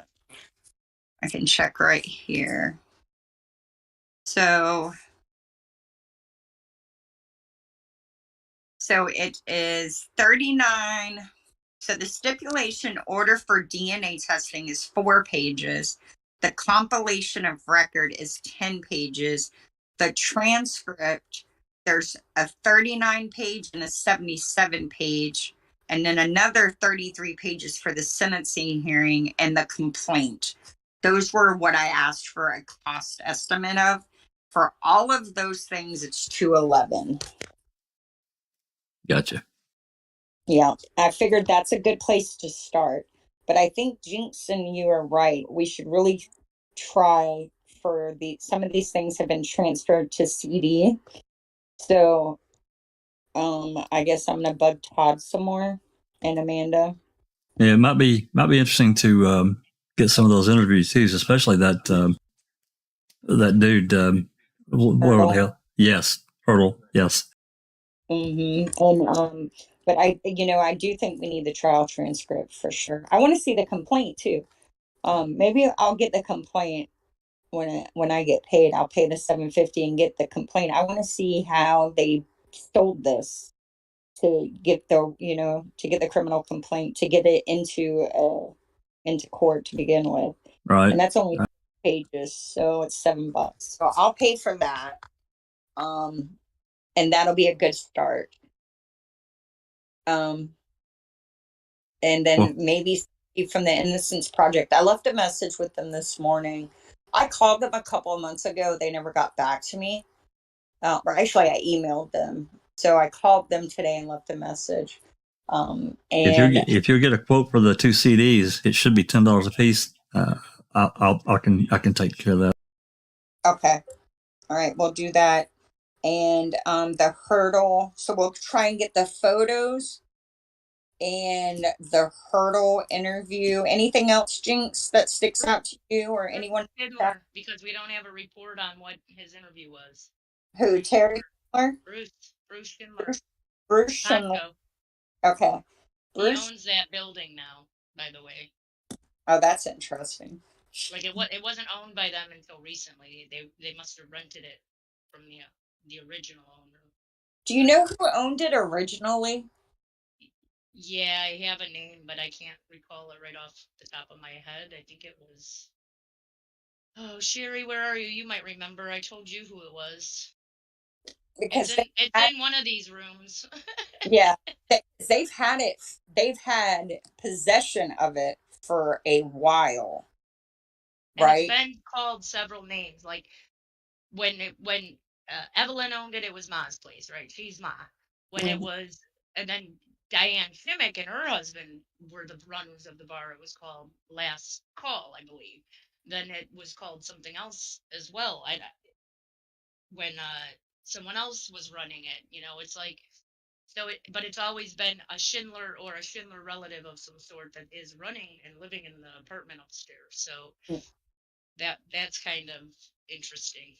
Yeah. Now, I do want to mention that only, because we have Dave Bakaka, who has always said that, this is a club thing. I want to mention that Bobby Schindler, Robert Schindler, was a Freemason. And was a Freemason at the time of this crime. Also, I'm having a brain fart. What's the cop's name? Thorrington was a Freemason. Also, the bar Stephen Avery broke into in 1985 was where the Two Rivers Freemasons met at the time he broke into that bar. Is that relevant? I don't know, but I do find it interesting. Another interesting thing, I don't know if y'all recall me saying that Tom Kasurik was raised Catholic, and then after his marriage, but prior to his daughter's birth, he switched to Lutheran. I have someone told me that if the Catholic Church finds out that you're associated with the Freemasons, you will be excommunicated. So that's interesting. Mm-hmm. And all of Kasurik's family members are still Catholic. He's the only non-Catholic. Yeah. So is it relevant? I don't know. But I just Well, I think I've asked that question, or maybe I haven't asked that question before. In terms of all the MTSO characters, is how many of them are Masons? Although the Masonic groups aren't necessarily known for criminal leanings, for the most part, but that the Masonic are very tight, very supportive. Secretive. Just like the yeah. I mean, just by the nature of the organization, but not in a you know not in a bad way. There's No, just they just keep their you have to they be just keep their stuff private. that's right. right. There's another group that's associated with the Pam Claflin case, which is something that I think it was Rob Schindler who said he was trying to sell her traveling insurance, something That's or other, the gay. TPA. It's a Yep. fraternal organization. I don't know if it has to do with selling travelers or insurance or any type of insurance at all, but that was the thing. And what I found out was Robert Herman's father was part of that. And Robert Herman's father was also a cop. I mean, I think he even tried to be coroner in the 70s, but that's just another cop connection to this other, what is it, an organization, a fraternal order? I don't know, that is connected to this Pamela Claflin case as well, another, mail order organization. Yeah, the TPA is really interesting. It was started by a group of salesmen in Chicago around the turn of the century, and their focus is children. And I just find that weird that salesmen in 1900 Chicago decided to get together and focus on children. It's just strange. So I don't know. One thing I will say is that in Wisconsin, being in a club is a big deal. They enjoy having clubs listed after their names. You see it, and Jinx can attest to this in the newspaper. They're in the sewing club, they're in the JCs, they're in the VFW, they're in the Freemasons, they're in this club, and this club, and this club, and this club, and this club. The more clubs you're in, the cooler you are, and they like to advertise that. Also, want to mention that Vernon Vitz, who lives in Two Rivers, who is Dennis Vogel's brother-in-law, is also a Freemason. So I don't know. And the Two Rivers and Manitowoc Freemasons merged together.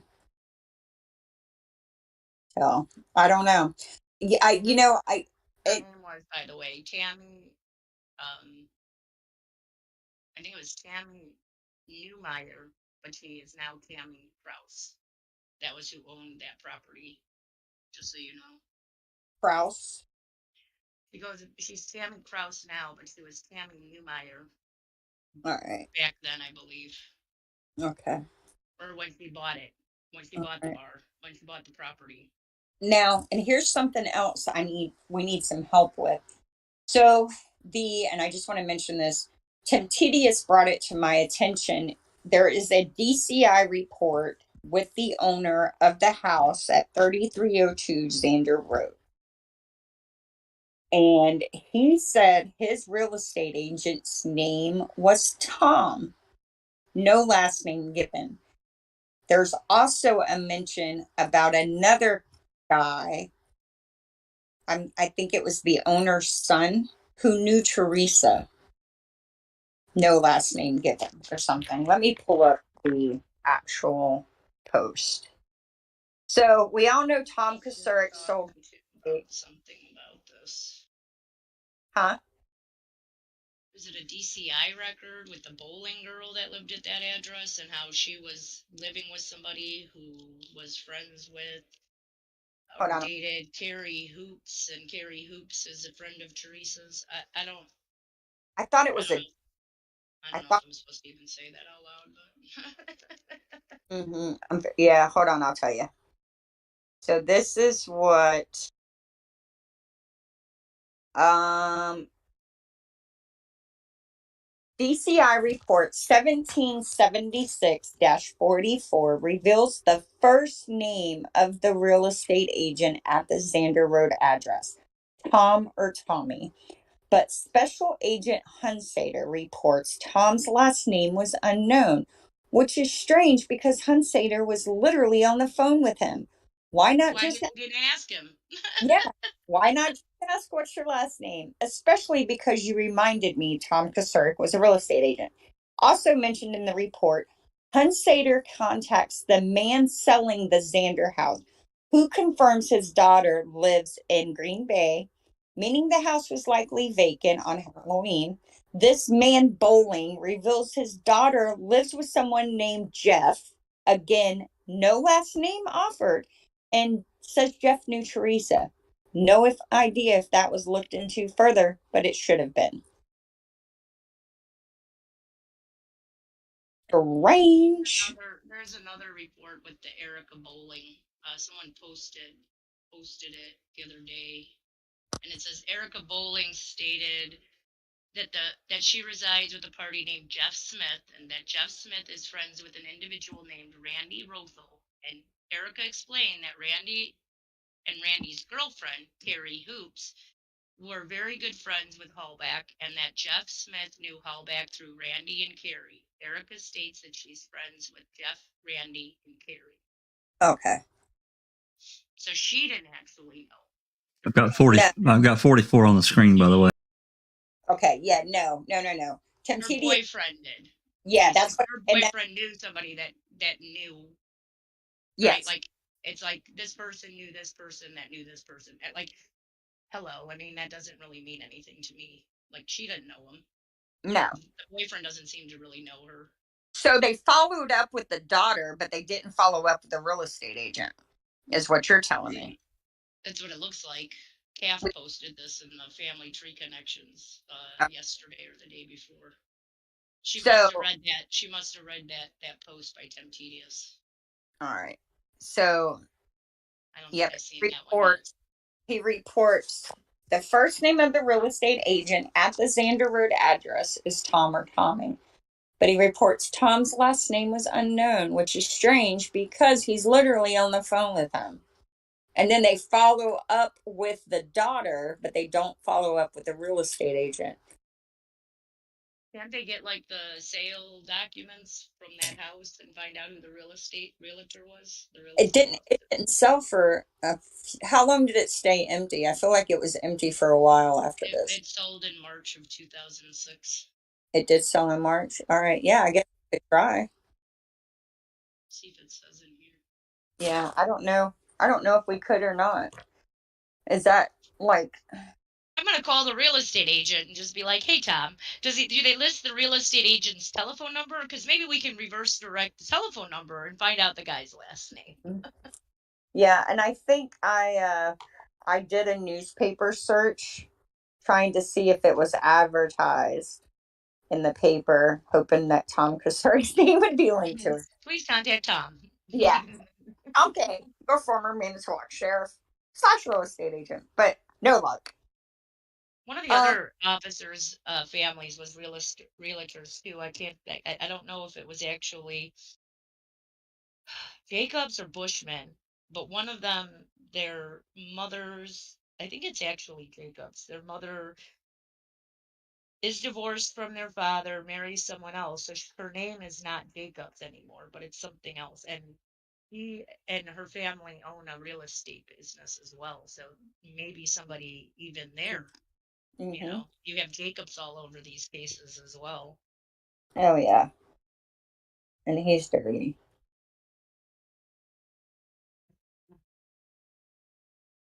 And here's another interesting little thing. Do you remember how they said there hadn't been a murder in Manitowoc in like 15 years or something? Okay. They found 2 Hispanic men dead in 1999 in Maribel. And you know when that happened? They were found in a ditch in By, 1999, like the by day or 2 days, the same day as Ricky Hochstetler was mm, January. So they're working on these 2 people being murdered in 1999, and and Richard and and then Ricky got hit. So they're working on like all 3 of these, or all 3 of these men who are dead on the side of the road. and I also want to mention that um guess who went missing right before Pam's murder? And well, not right before, but Not long before was not DePies, yeah, Lori Lori DePew. DePies, Yeah, DePies. yeah. And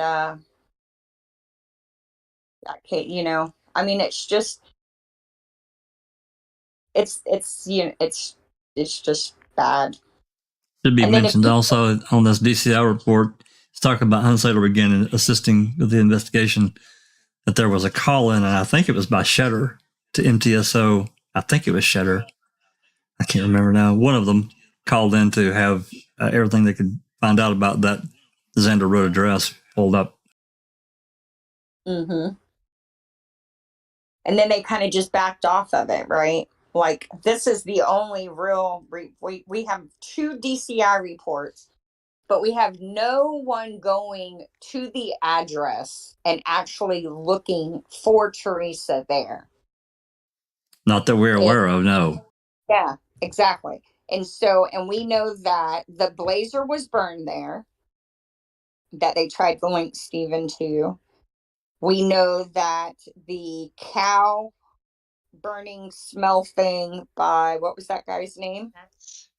That's, yep. So we have that, which is that area. We have the roadblocks that are not explained, billed to the Avery Halbach investigation. We have Andre Martinez linked to that address or near that address. The only person committing violent crimes against females at that time in the area. And you have to see the parallels between Martinez and Martinez is linked to Schindler.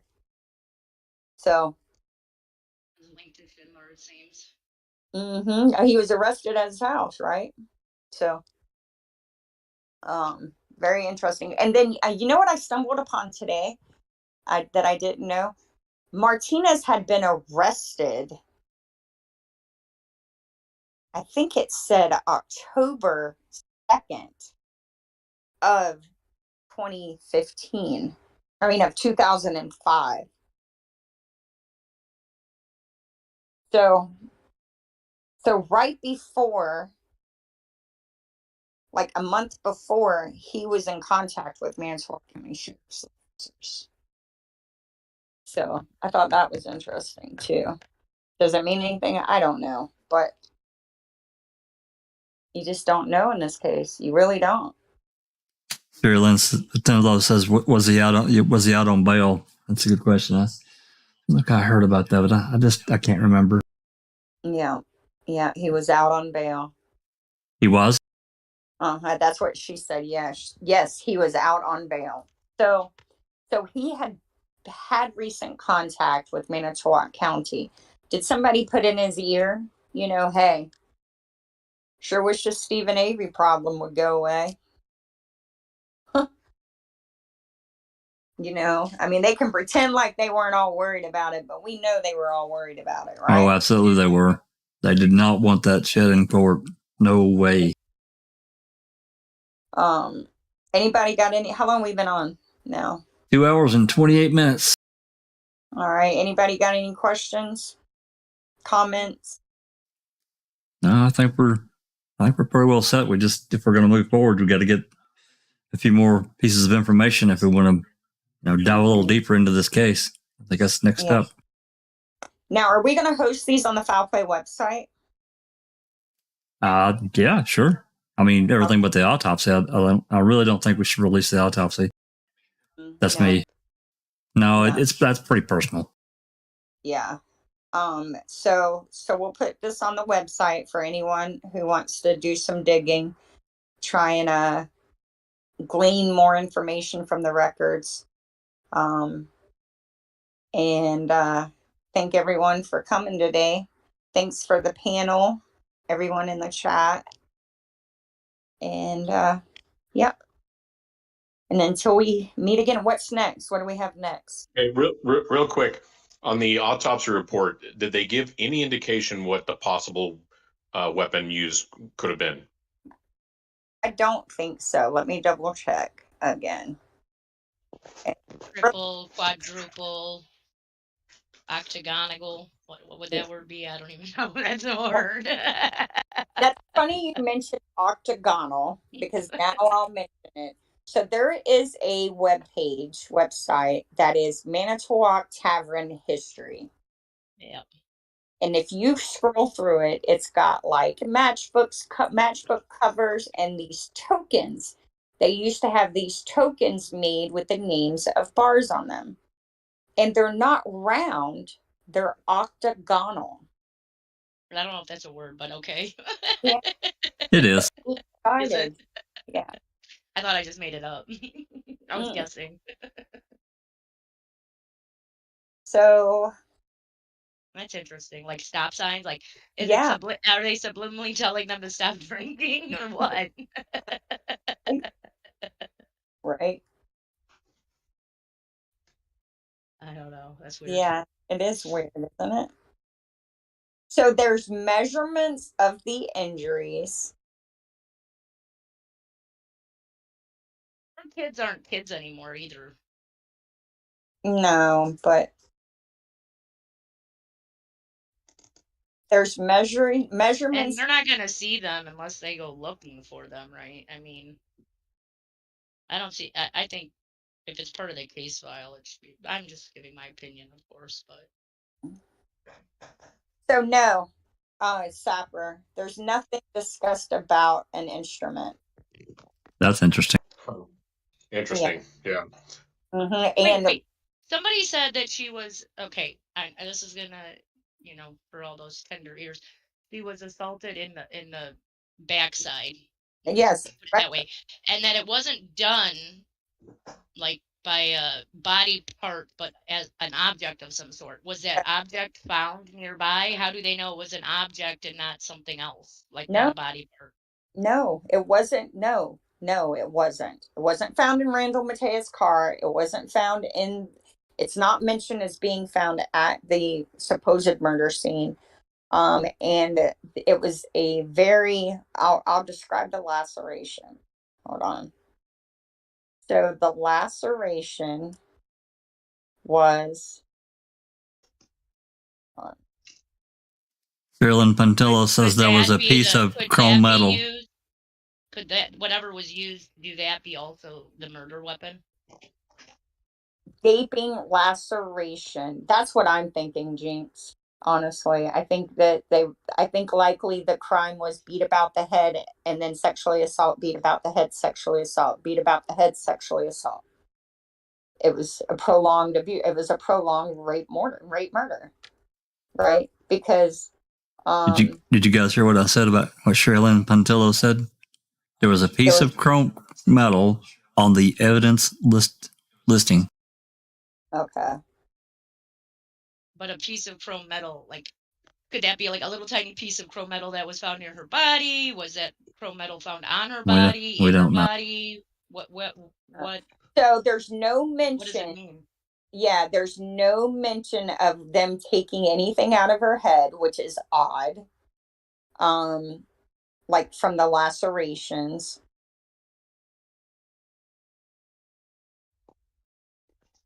I'm looking.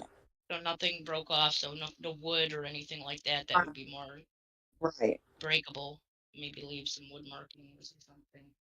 And then when it comes to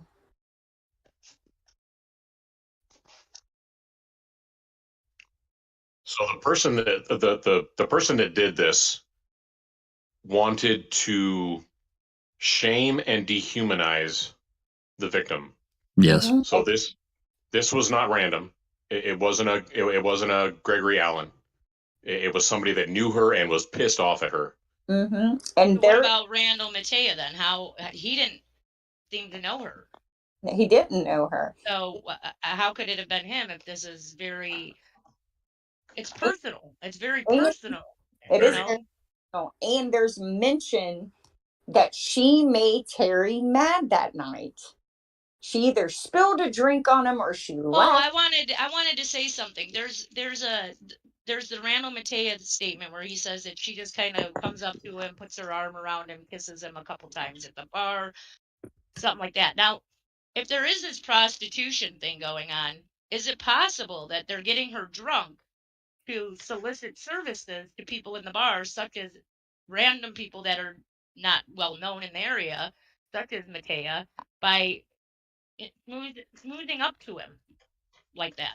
You can't say that there isn't. You know what I mean? You can't say no, that didn't happen, because you have her boyfriend saying they've done that to her previously, right? And supposedly he's mad because she wants to out him on the, the prostitution thing, right? So maybe she doesn't want to do this, and they keep pushing her and feeding her drinks.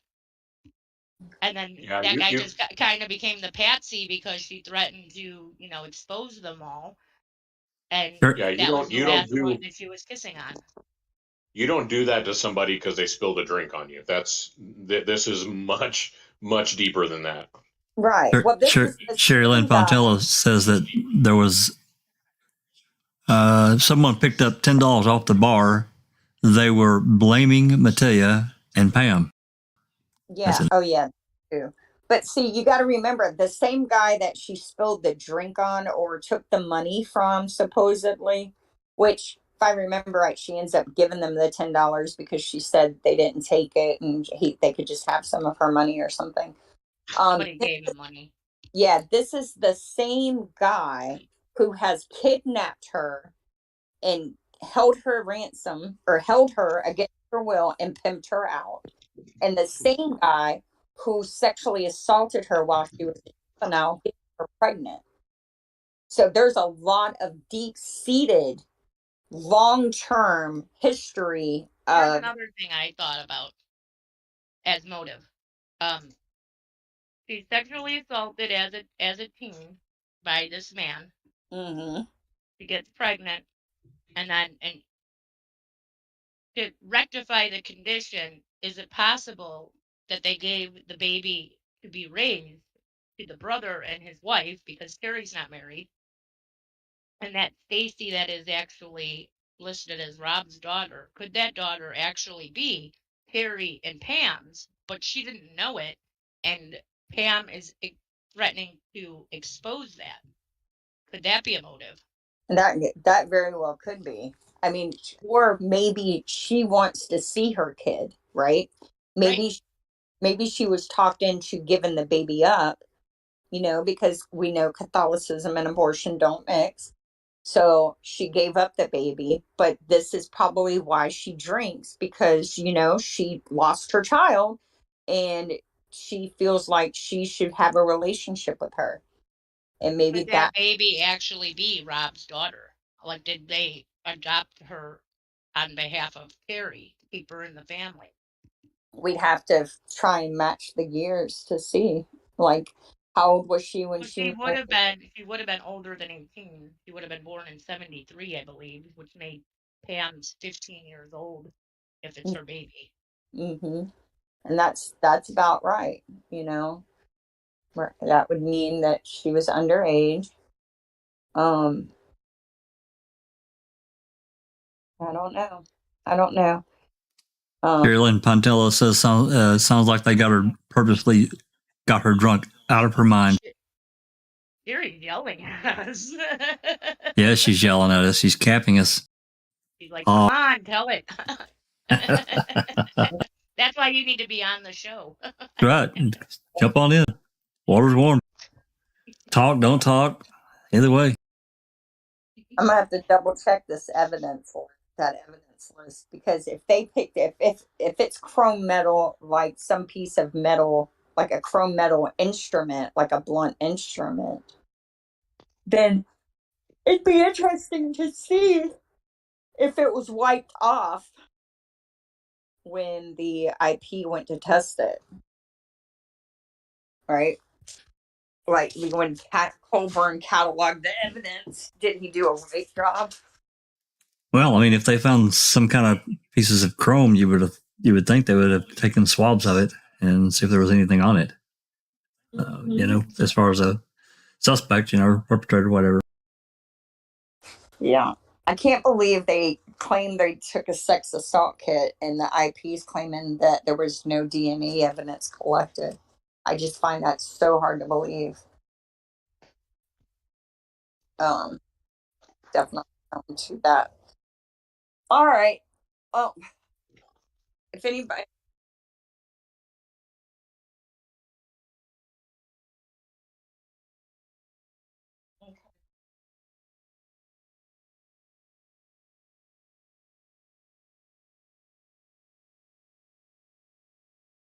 Yay.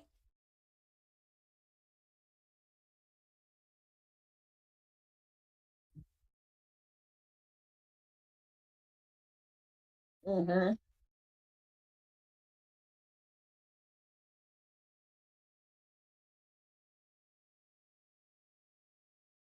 Yeah. The time.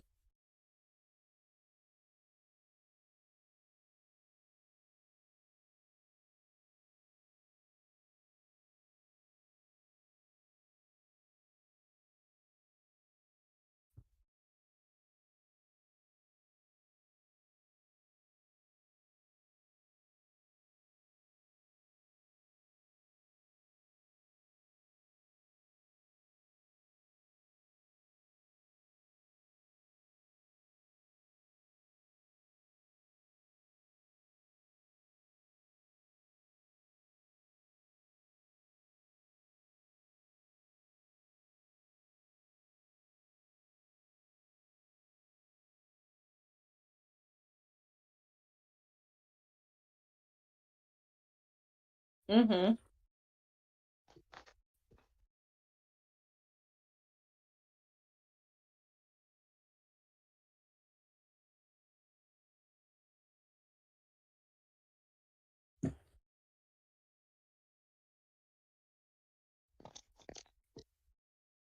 Yeah, there's a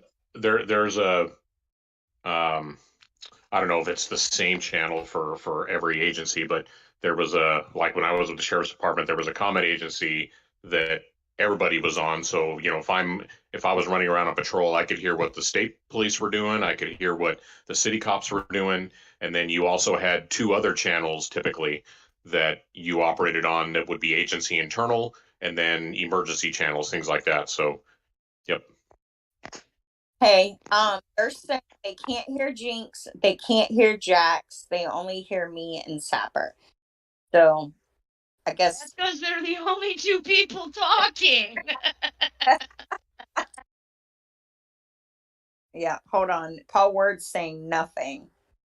I guess we're going to I hear Jinx now, LOL. All right, Dark Side said she hears you now. Now we hear Jinx. All right, so we can't hear you, Jax. So Jax is saying that try Jack. Here, try and talk again.